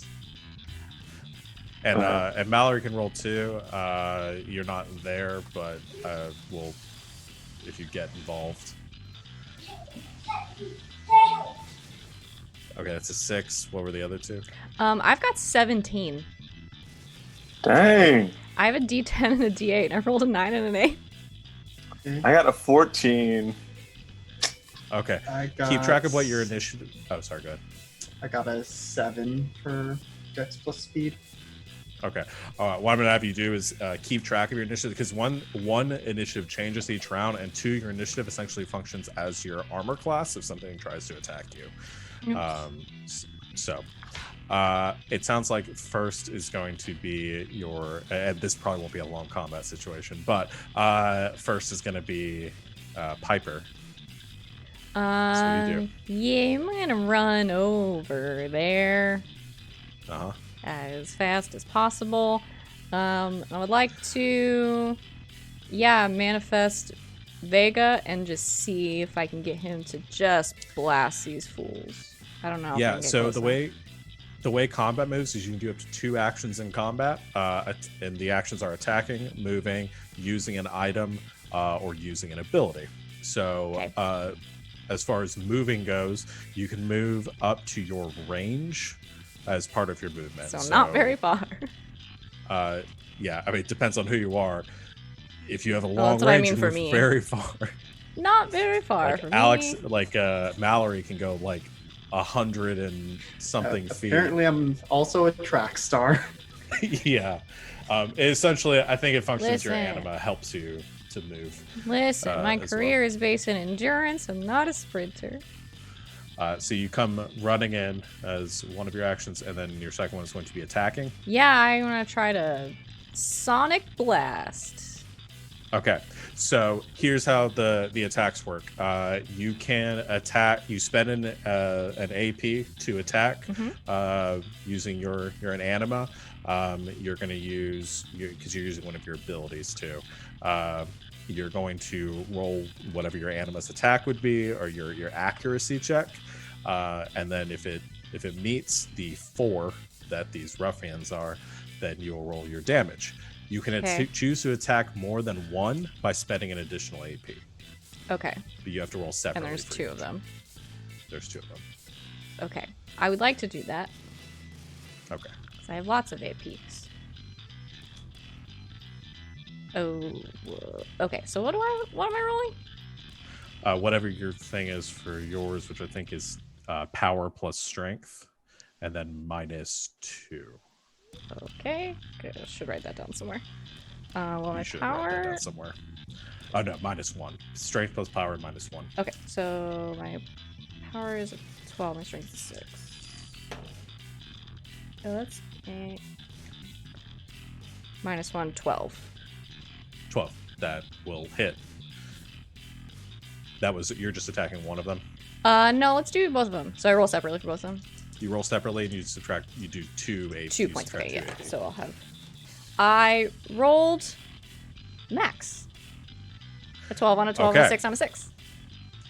Okay, that is a crit. You go to roll damage for both, which is strength plus power plus 1. Oh my goodness. Okay. The same roll. You just add 1 instead of subtracting it. That's 5 for the first one. 16 for the second one. Hey, D12s are nuts. Okay. So you said 5 for the first one. Yeah. And wait. Okay. And it's +1, so 17 on the second one. Okay. 5 and 17. Oh boy. Neither of them have animas, so they can't subtract anything from that. The first one, you blast with your anima. One of them goes flying, like smacks into a tree, unconscious. Yeah. The other one you just clip and kind of spins around in the air, standing in front of you, Lonnie, and just kind of like wheels around, sees Piper come running, and just like, the fuck was that? Feel the beat, bitch. As the girl was just like knocked out. Oh god. Okay, that's Like I said, man, you should just go. That's Piper's turn. What a good so turn. Next up was Nathaniel. All right. So which one's still up? Is it the one with the knife? The guy who did not have the knife. Oh, okay.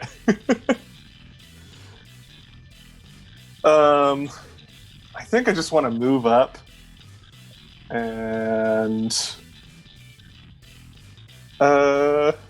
yeah. Use my ability to try and steal his wallet. Okay, you're gonna spend a point to use your ability, and then I'm gonna do we'll do Dex plus Speed again. That seems to be the thieving roll for. Okay. All right. 20. It's 2 10s. Is that no? It's only if it's 2 6s or if it's Only the if max, it's 2 right? 6s. Yeah, Okay. 2 6s or the max. Okay, you steal his wallet. Your cat just comes jumping past, just sort of phases through him, grabs the wallet, and then comes running back around to you. I think walking up, I'm just going to open the wallet and just read his name out loud. Feel like, Okay. do we need to call the cops? Jeremy? What? What? Dude, like I just said, go, please. So that's Nathaniel's turn. Next in the order would be Mallory, who's inside, none the wiser to everything that's going on outside. But we'll go ahead and I don't think this is going for much longer because Lonnie, you're next. I think Lonnie's gonna snag the wallet from Nathaniel. Okay. Just take it from him, hand it back. Just be like, just take your friend and go, please. Okay. And may this be a lesson to you. Don't fuck with people. You never know what's gonna happen. Just roll me charisma, just to. Just charisma? Oh boy. That's 5. That's enough, given the situation. You hand him the wall bag, takes it, kind of fumbles it for a second, then he looks over at his friend and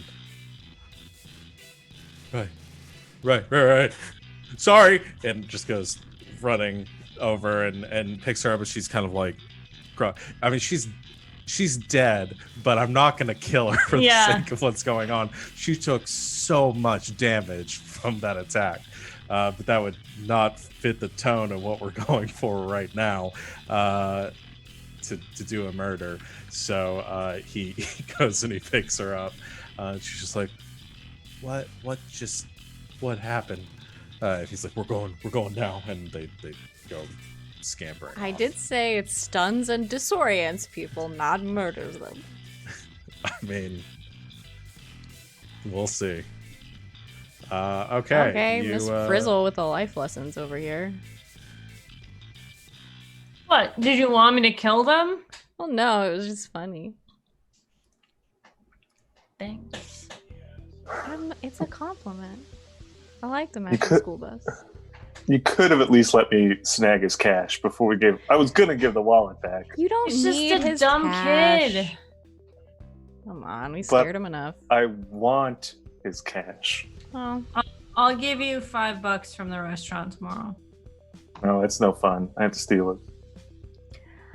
you both have problems that we do need to talk about?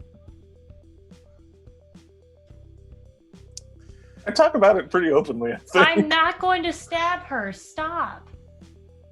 Look. Hey, Can you guys screw just you, go Steelwind, hide, please? okay? Can you guys just go back and hide, please? Fine. as you say that, Also, you guys are you're approaching. welcome. You guys are getting close to the science building, and you hear the clock chime as the 7th hour hits, and the clock tower in the distance over Charleston begins to go off, and you hear another one echoing in the distance. Mallory, you're still sitting there talking with Professor Wilcox. I do think during the clock chimes, though, kind of pulls out her phone, checking to see if there are messages. As we were going to hide, I'm hitting Nathaniel like, tell Mallory what happened. It was so cool. Didn't we somehow give both of the phones? Like, don't we have neither of the phones? No, you have Lonnie your has phone. Lonnie has one. the phone. No, I I have his phone. Yeah. Mallory and Lonnie have the phones. Oh, that's right. You don't have more than one phone? I mean, I don't keep more than one phone. No. Whatever. I'll tell her. I got a later. phone guy if we want more phones. I'll tell him later. It's fine. As the two of you are turning around to walk away, though, and you're right outside, like you're at the side of the science building, where you would go around the edge to go up front. Lonnie's kind of around the corner, and you guys are beginning to head back around the other corner to hide. And the bell chimes, the shadows beginning to sort of stretch long over the quad, and it's surprisingly sort of quiet out here. And you notice this first, Mallory. Suddenly, this dark tone, like this shade, begins to like immediately washes over the room you're in, like coloring everything in this grayscale. Dr. Wilson. Watkins. Watkins. God damn it. Why did I? You could have said I any think of I those, and I confused would have you been with like, making mine Wilcox. you could have Yeah. said any of those. I would have been like, yeah, that sounds right. Dr. Watkins, the Schrodinger's name that changes every time we try to say it. I don't know. Dr. Schrodinger suddenly is covered in this grayscale, and you see him just like drop like head first on the desk. The grayscale covers everything else inside the building, and then those of you outside suddenly find yourselves just coated in it as well, and everything around you just goes still. Gonna slide some papers under his head to try and give him a little bit of a cushion under his desk, and then poke my head out, see if anything's happening. You poke your head outside, and it's at the door, and look out into the hall, and fire engine goes by. It's that damn goose. It's still out here too. You don't see anyone moving, so the door just kind of creaks slightly. Head towards the lobby, see if Jonah's there, if he's frozen or if he's gone. Okay, you head out to the lobby, and you open the door, and you look out, and you can see Jonah also sort of resting on the desk, head down. Okay, gonna pull out the phone and dial the number for the other one. Okay, your guys' phone begins to ring. Everything's sort of muted, but you guys are all in this shade of gray. Nathaniel's phone. Papper's phone speaking. Everything gray out there for you? Yeah. Did it get all weird for you too? Yeah, and the two people I've seen, they both kind of conked out. I think I should probably check on them, make sure they're actually breathing. And as Mallory's on the phone, gonna go over to Jonah and like hand in front of the nose and mouth, check for breath, check pulse. Okay, yeah. You check both of them for a pulse. They're both still alive. They appear to be unconscious. Oh. Jonah, kind of snapping in and around his face, checking for any kind of response. Would also do the same for Professor Watkins. Should Okay, we move? I'll have... Sorry. Should we you move? guys can move. Yeah, you might want to get inside. or just get together out there. Just stay close. I'll be out there as soon as I finish checking on these two. Cool. Piper, Nathaniel. What? I'm gonna have you roll an intelligence check, Mallory. Cool. What's happening? It's what I'm good at. It's a 7. 7. Okay. You kind of try to gauge them for any responses. You're checking Dr. Watson. Wilson. Watkins. God damn it. Watkins. As you're checking Dr. Watkins, who this is the last time I'm saying his name because I'm killing him off right here. No, he's fine. He doesn't respond at all. As you go over to check Jonah and you kind of snapping, you see a shifting on the wall as a dark shadow seems to like zoom around the room and sort of circles around you once and then zips out into the hallway. Like out into the main hall of the building. Ilani, I think y'all got company heading your way. Seems like a shadow. I know you kind of do that, but I'll be right there as well. Oh, hell. And I think I'm going to use an ability and try and carry Jonah in a gravity bubble and just, like, take him out with me. Okay. You spend an ability point for that. I don't know if you have to roll anything. You just you create the gravity with sort of like lifting him up and carrying his body along with you. Those of you begin to head inside the building, and as you come in through the front doors, your foot sort of splashes. Lonnie, as you step onto the floor and you come out into the hallway, and the entire floor seems to be coated in water. And then as you're looking at it, you realize it's not coated in water. It looks like the floor is water, and you are sort of standing on top of it for a moment, and then you splash down into it. No! And it's just this dark water just stretching all the way down the hall, and you're just treading in it right now. Oh boy. Water, glass shock. Glass shock. Glass shock. Lonnie started screaming. Mallory will pick up the pace with her track star speed. Yeah, I would say I also started running. Running Yeah, towards you the guys- screaming.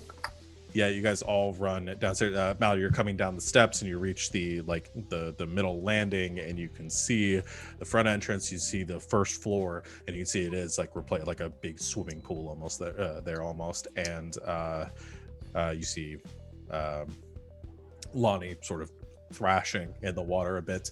Those of you that outside, you come in. I don't know if you just go straight into the water or you kind of stop at the edge as you're seeing the splashing and hearing the screaming.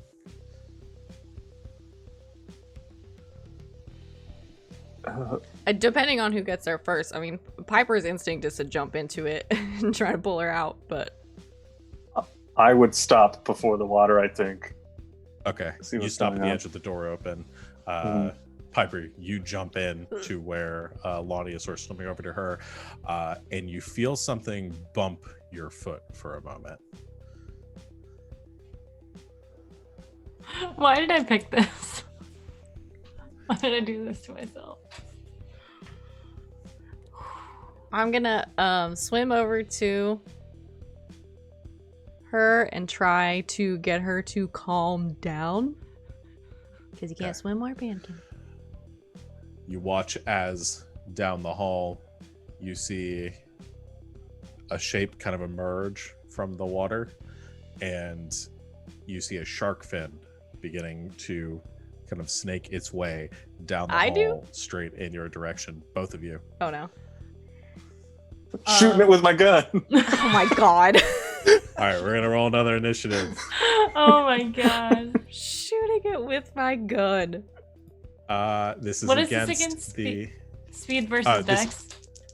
no. So you're rolling Dex and Speed. Yeah. Sorry. Yeah.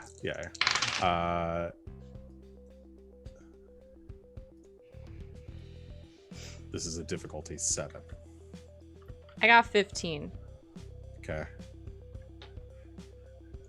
I got 7 again for my initiative. Why can I not Okay. roll this good during our actual fucking I game? don't know. Okay. 19. 19. Damn. Lonnie. 5. 5. Lonnie, no. Okay. So I think first is going to be Nathaniel. All right, shooting it with my gun. Because you rolled a 17, right? 19. Oh yeah, okay, Piper, sorry. Plays a game where everyone has superpowers and magic and stuff. I'm gonna Uses shoot a it with a gun. gun. This All right, is so I like- pulled up the gun stuff because I want to make sure. So you're rolling with a pistol, which is your dexterity plus 2. Can you imagine how easy it would have been if Harry Potter had a gun? Like, Yeah, he should have had a gun. just go get a gun. No, don't do that. 12. That hits. So damage is intelligence plus 4. Okay. 7. 7. Okay. Minus their defense is 8. So reduces the damage to 0. So you fire the gun at the shark and it doesn't even seem to respond as it continues swimming towards you. Like the bullet just disappears into the darkness. I assume that's Jonah's turn. Or is there anything you have another action you can use? His name is Nathaniel. Yeah. Sorry. Nathaniel's turn. Who are we really? Hmm. Jonah by any other name. I'm gonna try and I've got I guess so have many names in front of me, guys. There's so many names in front of me It's for a okay. one shot. I should have named this many people. I'm gonna try and attack with my Anima, I guess. Okay. Just gonna see if I can like try and phase some of its blood out of it or something. Okay. Sure. Yeah. Your cat goes to run across the water and kind of phase into it. So whatever your attack roll is for the assassin, I think it's speed Yeah. plus Dex plus 1. speed plus 1, and yeah, damage is Dex plus speed minus 1. Okay. All right, 19 or 20 on the accuracy. Hits. All right, and minus 1 brings me to 17 on the damage. Jeez. Okay. All right. Yeah. That time your cat jumps through it, and it's sort of the creature, the shark in the water, sort of reels for a moment, and you see your anima appear on the other side, just coated in this just like black substance. It's the blood that is pulled from this creature, this shark, nightmare shark. Okay, that is Nathaniel's turn. Piper. I'm going to manifest Vega Okay. in the water right next to us. Now, this is like Vega's like a physical thing I can interact with, right? Yes. Okay, great. So I would like to manifest Vega sort of right in the middle of us, and say, hold on, and have him try to like focus the blast in the center to push us back out of the water. Okay.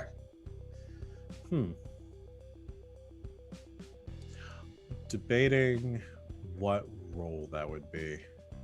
I say, hold on. He's friendly. What role? Are you angling for something?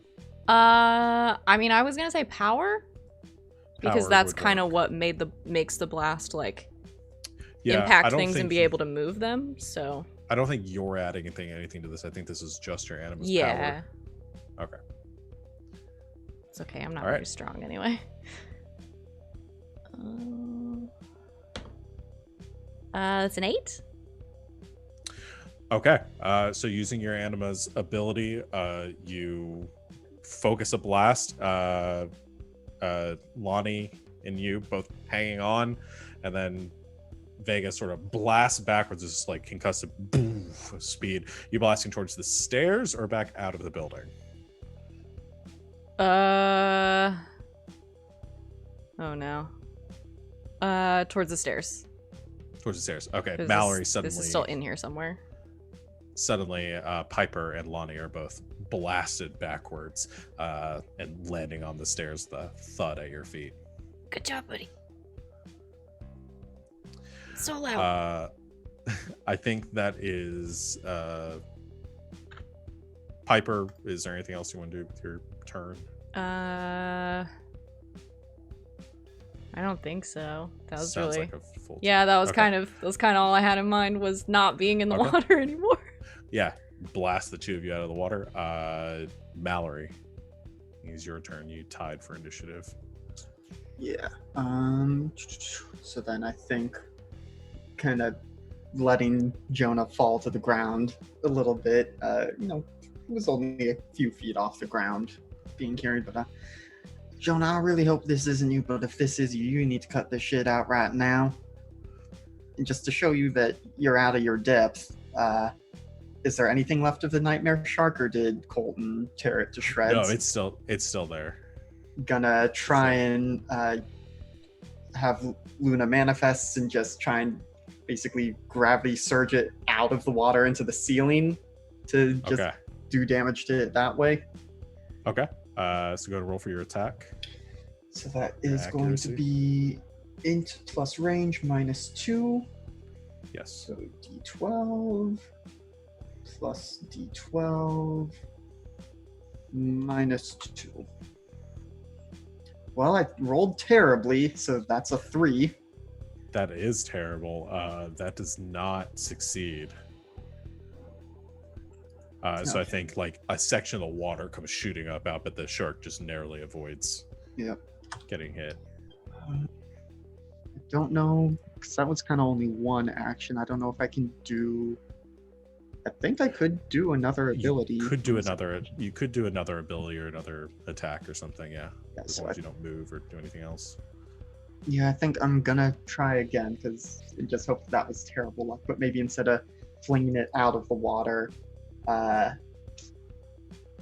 just use gravity to grab it by the tail and just fling it out backwards Okay. that way.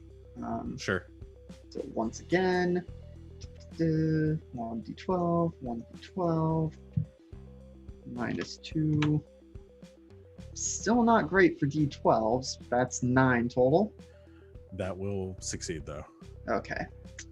So now damage. Okay, we're just waiting for this roll to be really good.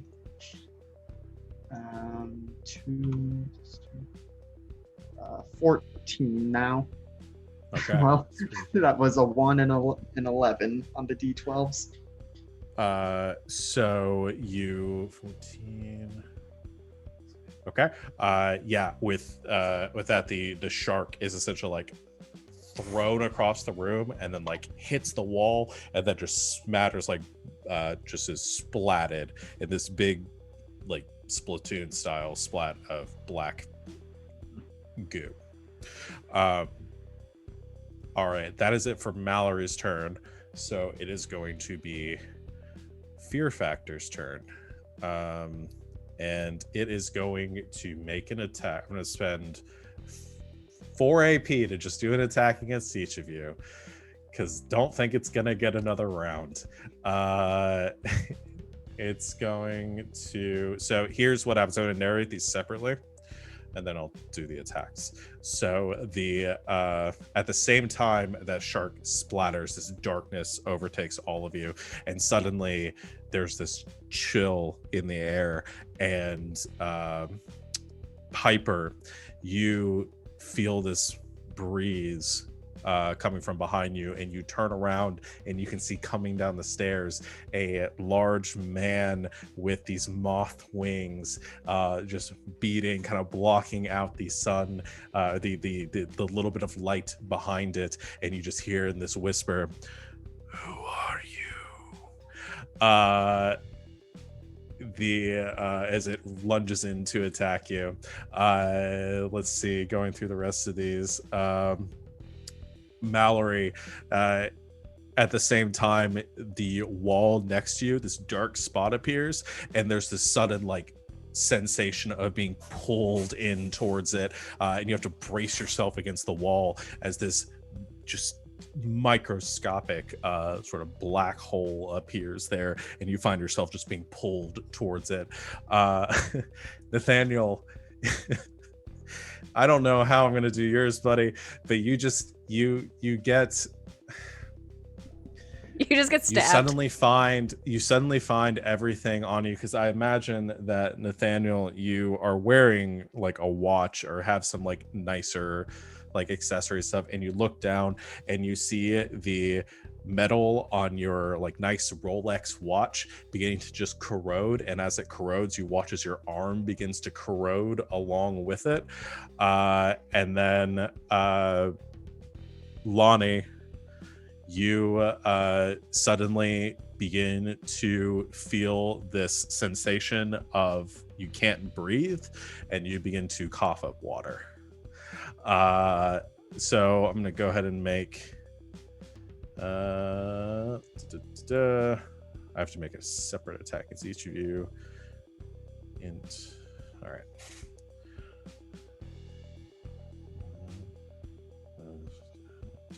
All right. So first was Piper.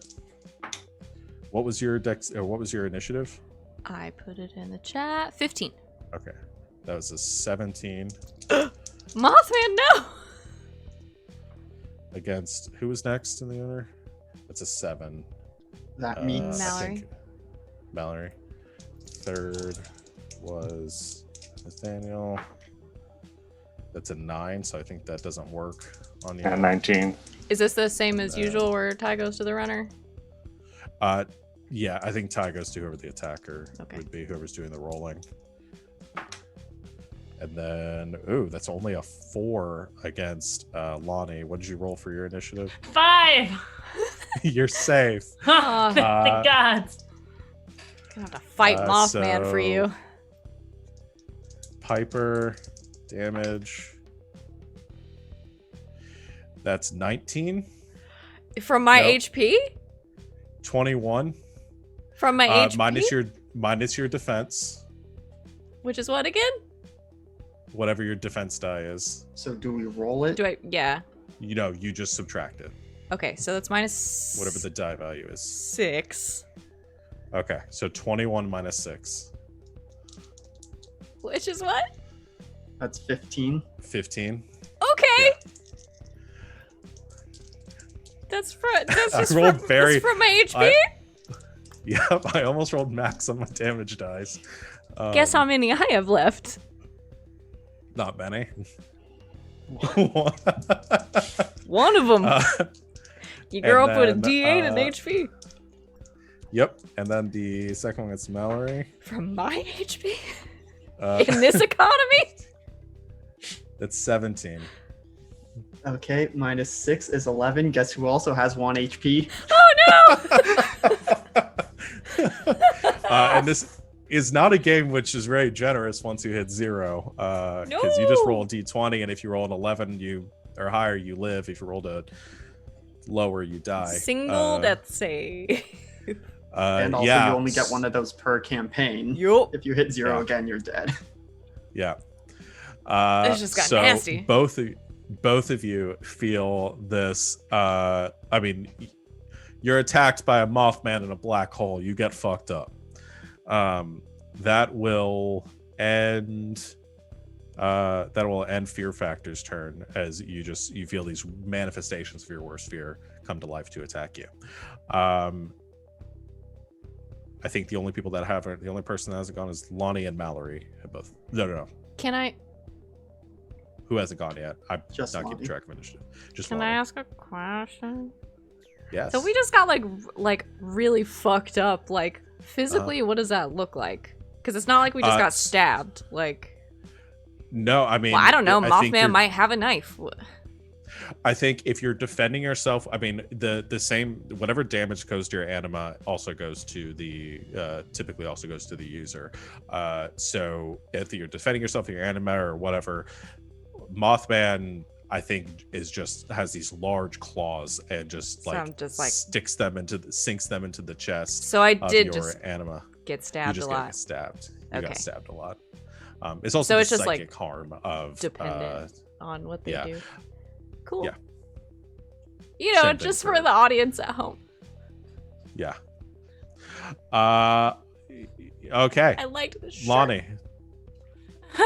Lonnie coughs and then vomits up salt water, and like turns to Steelwind and grabs them by the cloak and says, "Fucking stop laughing at me and go fucking kill that thing." And she's gonna go Okay. send it to kill Mothman. Okay, do it. 14. 14 succeeds. Cool. Or actually, it's 16. And damage is -2, so Minus. that's 12. Okay. So that's 4 points with your attack. All right. That's one attack. And then you want to do your second? Sure. Yeah, so Steelwind just kind of like shadow swoops over, and then like pulls back the cloak slightly. You see the gnarly fingers and arms, and it just kind of like stabs with the spiky steel hands into this thing. And then the next one, holy shit, is I'm really mad at this thing. 26. Wait. Yep. Yeah. Okay. And that's all right. 14 damage. Okay. So that is describe how Steelwind murders this thing. Once the claws are in this thing, it just literally rips it in half. Okay. So I think what happens is the most physical manifestation of the creature right now is Mothman.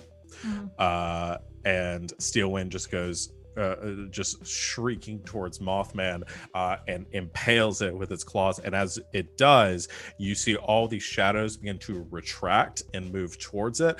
You're suddenly released from the black hole, Mallory. Nathaniel, that corroding effect that you've been sort of resisting and like mentally fortifying yourself against kind of retreats, and you see your watch return to normal as everything sort of coalesces back towards Mothman, and there's just this shrieking noise as suddenly it is ripped and torn, and this black substance is ripped apart and just it scatters against the walls in one last death shriek, and then slowly begins to sort of evaporate away. Oh god, I hope that wasn't the real Mothman. He can't be killed.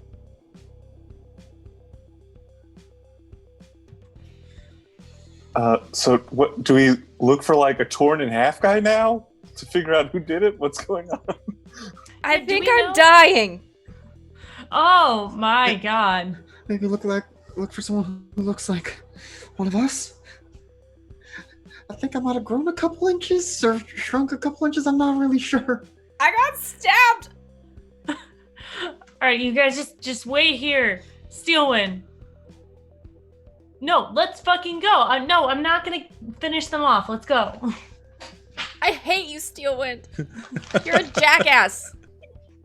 I want you to know that before I die. You fucking suck. Lonnie's nice, and you're an asshole. It would be so easy. We can take their stuff. Okay, you go running past on the stairs, and you look down, and you do see on the ground where Mallory dropped Jonah. They've sort of rolled onto their back.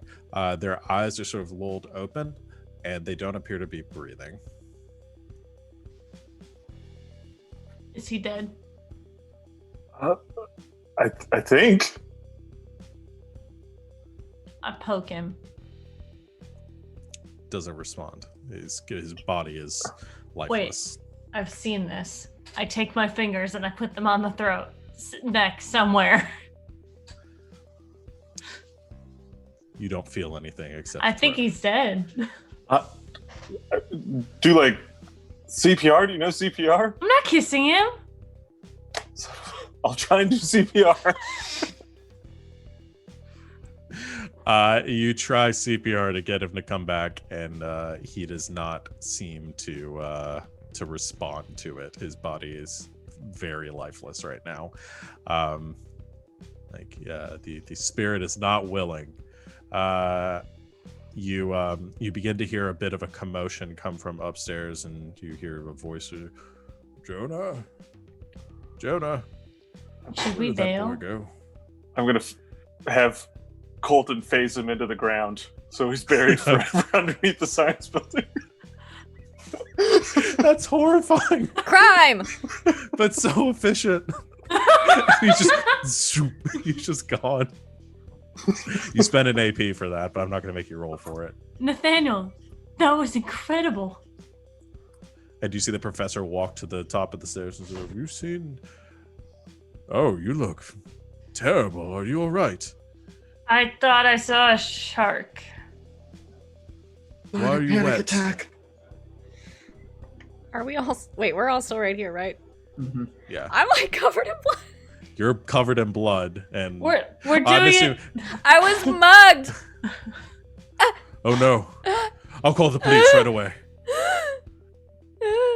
And he goes running back to his office. I mean, I'm gonna live. It's just like, Well- come on, I'm bleeding everywhere, my dude. I'm glad he saw you guys because I was just gonna start making out with Nathaniel. I didn't know what to do. Oh, I'm sure he would have hated that. Don't know how that would have helped. I mean, like a distraction. I don't know, man. I'm panicking. I was in water in the middle of a fucking hallway, and then everyone started drowning while I was standing there. Do you just make out with people when you're panicked? Sometimes. Okay, remind me to start jumping out from around corners, I guess.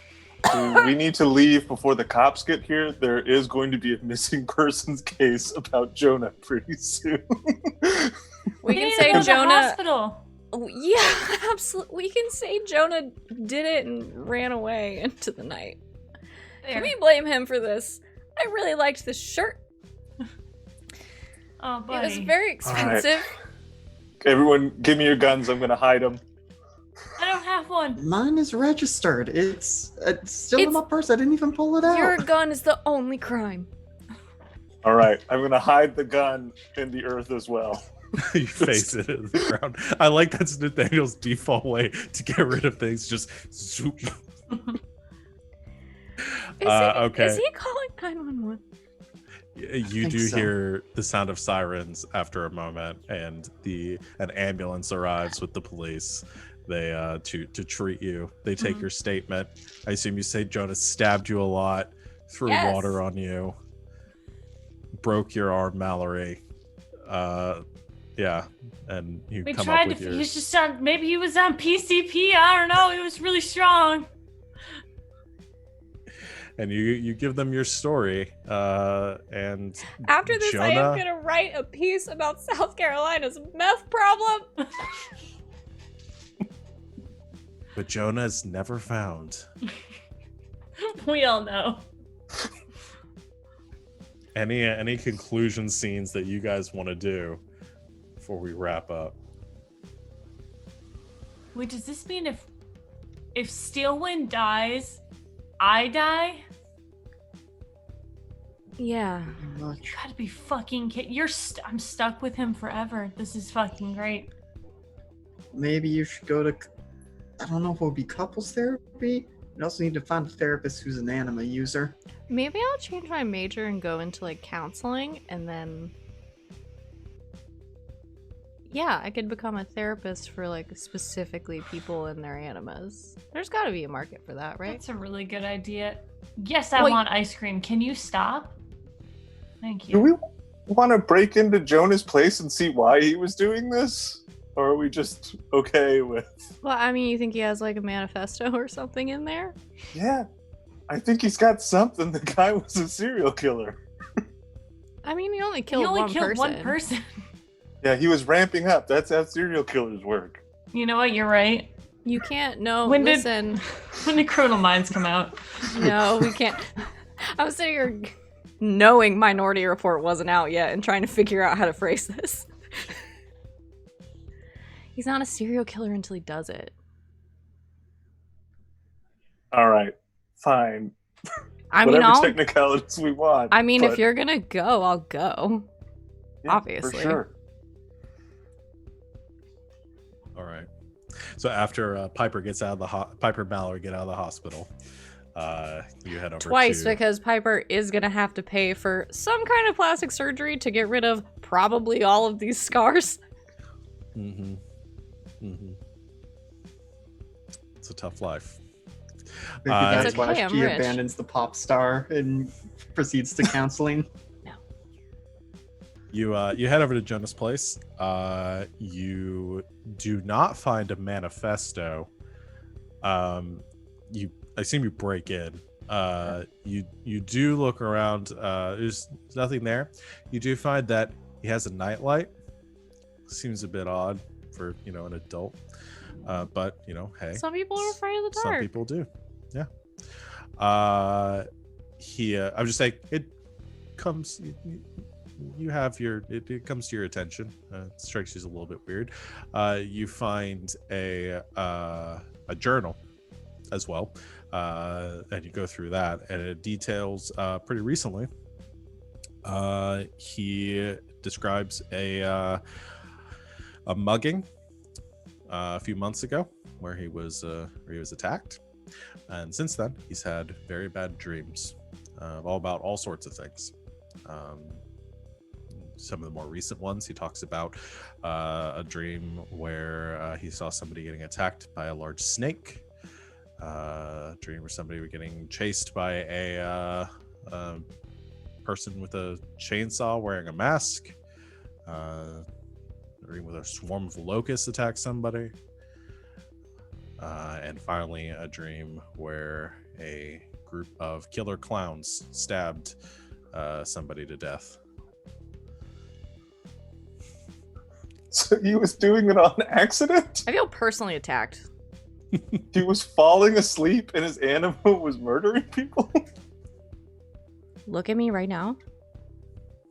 We are burning this, and we are not telling Lonnie. Why? Have you met her? I mean, what if we just make He's- sure the police find it? Mm. Because it'll solve all the problems of who Nope. did the thing before. Just unsolved mysteries forever. No, just gonna let it All go. He's not coming back. He's not gonna say anything, and Lonnie's not gonna live with that for the rest of her Alright. life. You keep your Fine. mouth shut, or I will stab you. I don't have a gun. I'm just gonna phase the journal into the ground. Good enough for me, baby. One day, Just- somebody digs up the campus and finds all of these things. It's like, how did all of this get down here so far? The dating doesn't match. I don't know. Yeah. This Never know. guy went missing 20 years after this building was built. We are not telling her. And we're not All right, telling but- Mallory because Mallory will panic and tell her. Okay. Sure. Great. Friends forever. All right. That I'm gonna- sucks. Remember where I put this because I feel like that journal will be worth something in a couple of decades. Just solve some unsolved mysteries. Yeah, Piper doesn't think about it that hard. All right. And with that mystery solved and that journal buried forever, we conclude our one shot. Put on Oops. disco music again. Good job, guys. Was it? Yay! Yeah. Yeah, Thanks. I fully intended for you to murder that guy. That was fun. Technically, we didn't murder that guy. We murdered Nah. his. Self-defense. His evil half. Yeah. Yeah. no. I loosely based that anime off of the concept of the unconscious Anima off of a JoJo's episode, which is like 90% of what I would base anything off of running this game. It's just an endless amount of content there. But yeah, that was good. What'd you guys think about the system? It's fun. I did. I like it. Yeah, it runs like Kids on Bikes, and I like that. Yeah. The combat system is fast and brutal. Mhm. And incredibly easy to pick up, I feel like. Yeah. Like, Yeah. I feel like now I understand how it works and can just do it. Because you guys are rolling the same thing over and over again with Yeah. like your attacks and stuff. So, because I was like, that could get confusing with everyone making a different like accuracy check and damage, but it seemed like you guys picked up on it pretty quick. Yeah. But yeah, I dig it. almost had 2 deaths there. So Oh, yeah. that's Yeah.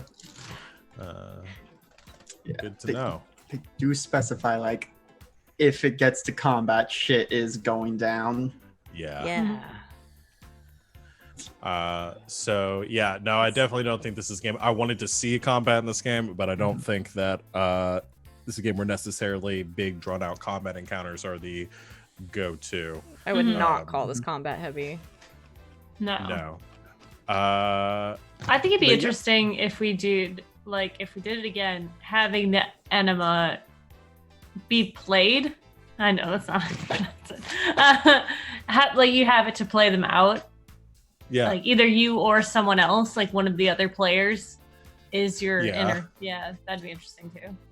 Yeah, I would for those of you that had more, especially for like Steel Wind being more sentient, like you playing them or another character playing them. If it Yeah, was like I think a that's long really term thing. just a time thing, yeah. Yeah. Yeah. If it was more of a long term thing, I would have fully jumped into like role playing Steel Wind as an NPC essentially.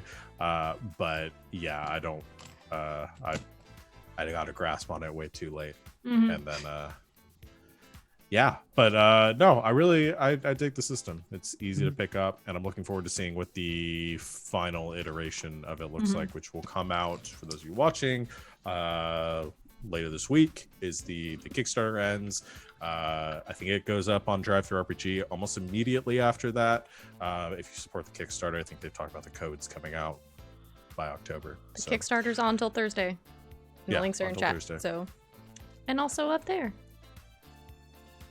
yeah, It's on the an overlay. overlay. Yeah.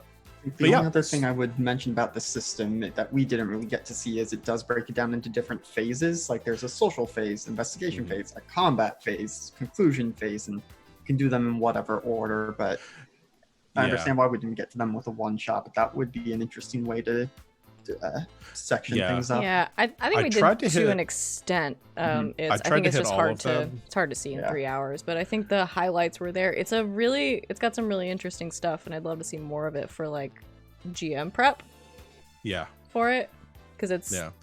it's there, but it's easy. I think. Yeah, the only thing that I think we didn't really hit a lot of is like the social phase and the conclusion phase, but those are the things that if it's for a one shot that you kind of have to ditch. But yeah, no, it does kind of phase it out, and I think, like I said, in the final book there will probably be more suggestions on that. There's like a couple of examples for enemies in the book that you can use, but I think there will be more in the final version.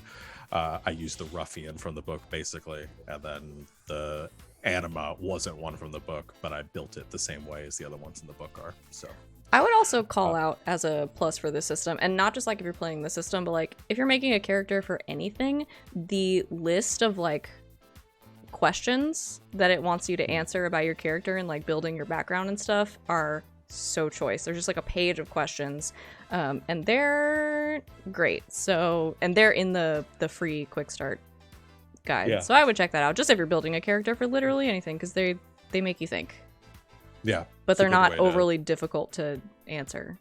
I think Yeah. there's a good middle ground there. So check that out for sure. Yeah. Any other thoughts? Parting words? I like this. All Fun right. stuff. Thanks for running it. Yeah. Oh, no, thank was you for fun. playing. I'm excited to have a chance to test this out. I look forward to playing this more in Yeah, the it's rad. future. So yeah, I'll go ahead and wrap us up since we're getting close to time. Like I said at the beginning of the stream, hopefully we will have our regular AOS programming. We'll be back next week. Stay tuned for announcements on that. In the meantime, our next stream after this will be on Thursday. That's going to be Wild Space. It's D&D 5th edition. We play that at 8 o'clock Eastern time. Ryan runs that. Savannah, Alex, and I all play in that, and it's a lot of fun. Come join. Otherwise, our schedule is as posted below. You can join us for all sorts of games throughout the week. We do all sorts of fun stuff, and we really like people joining us and talking about it. And speaking of talking about it, join our Discord, and that's where we do most of our chatting with people about the games that we play. I think that's about it. Thank you to my lovely players for being here. Thank you to Rookie Jet Studios and Corey Burns for making this game. And until next time, good game and good night, Internet.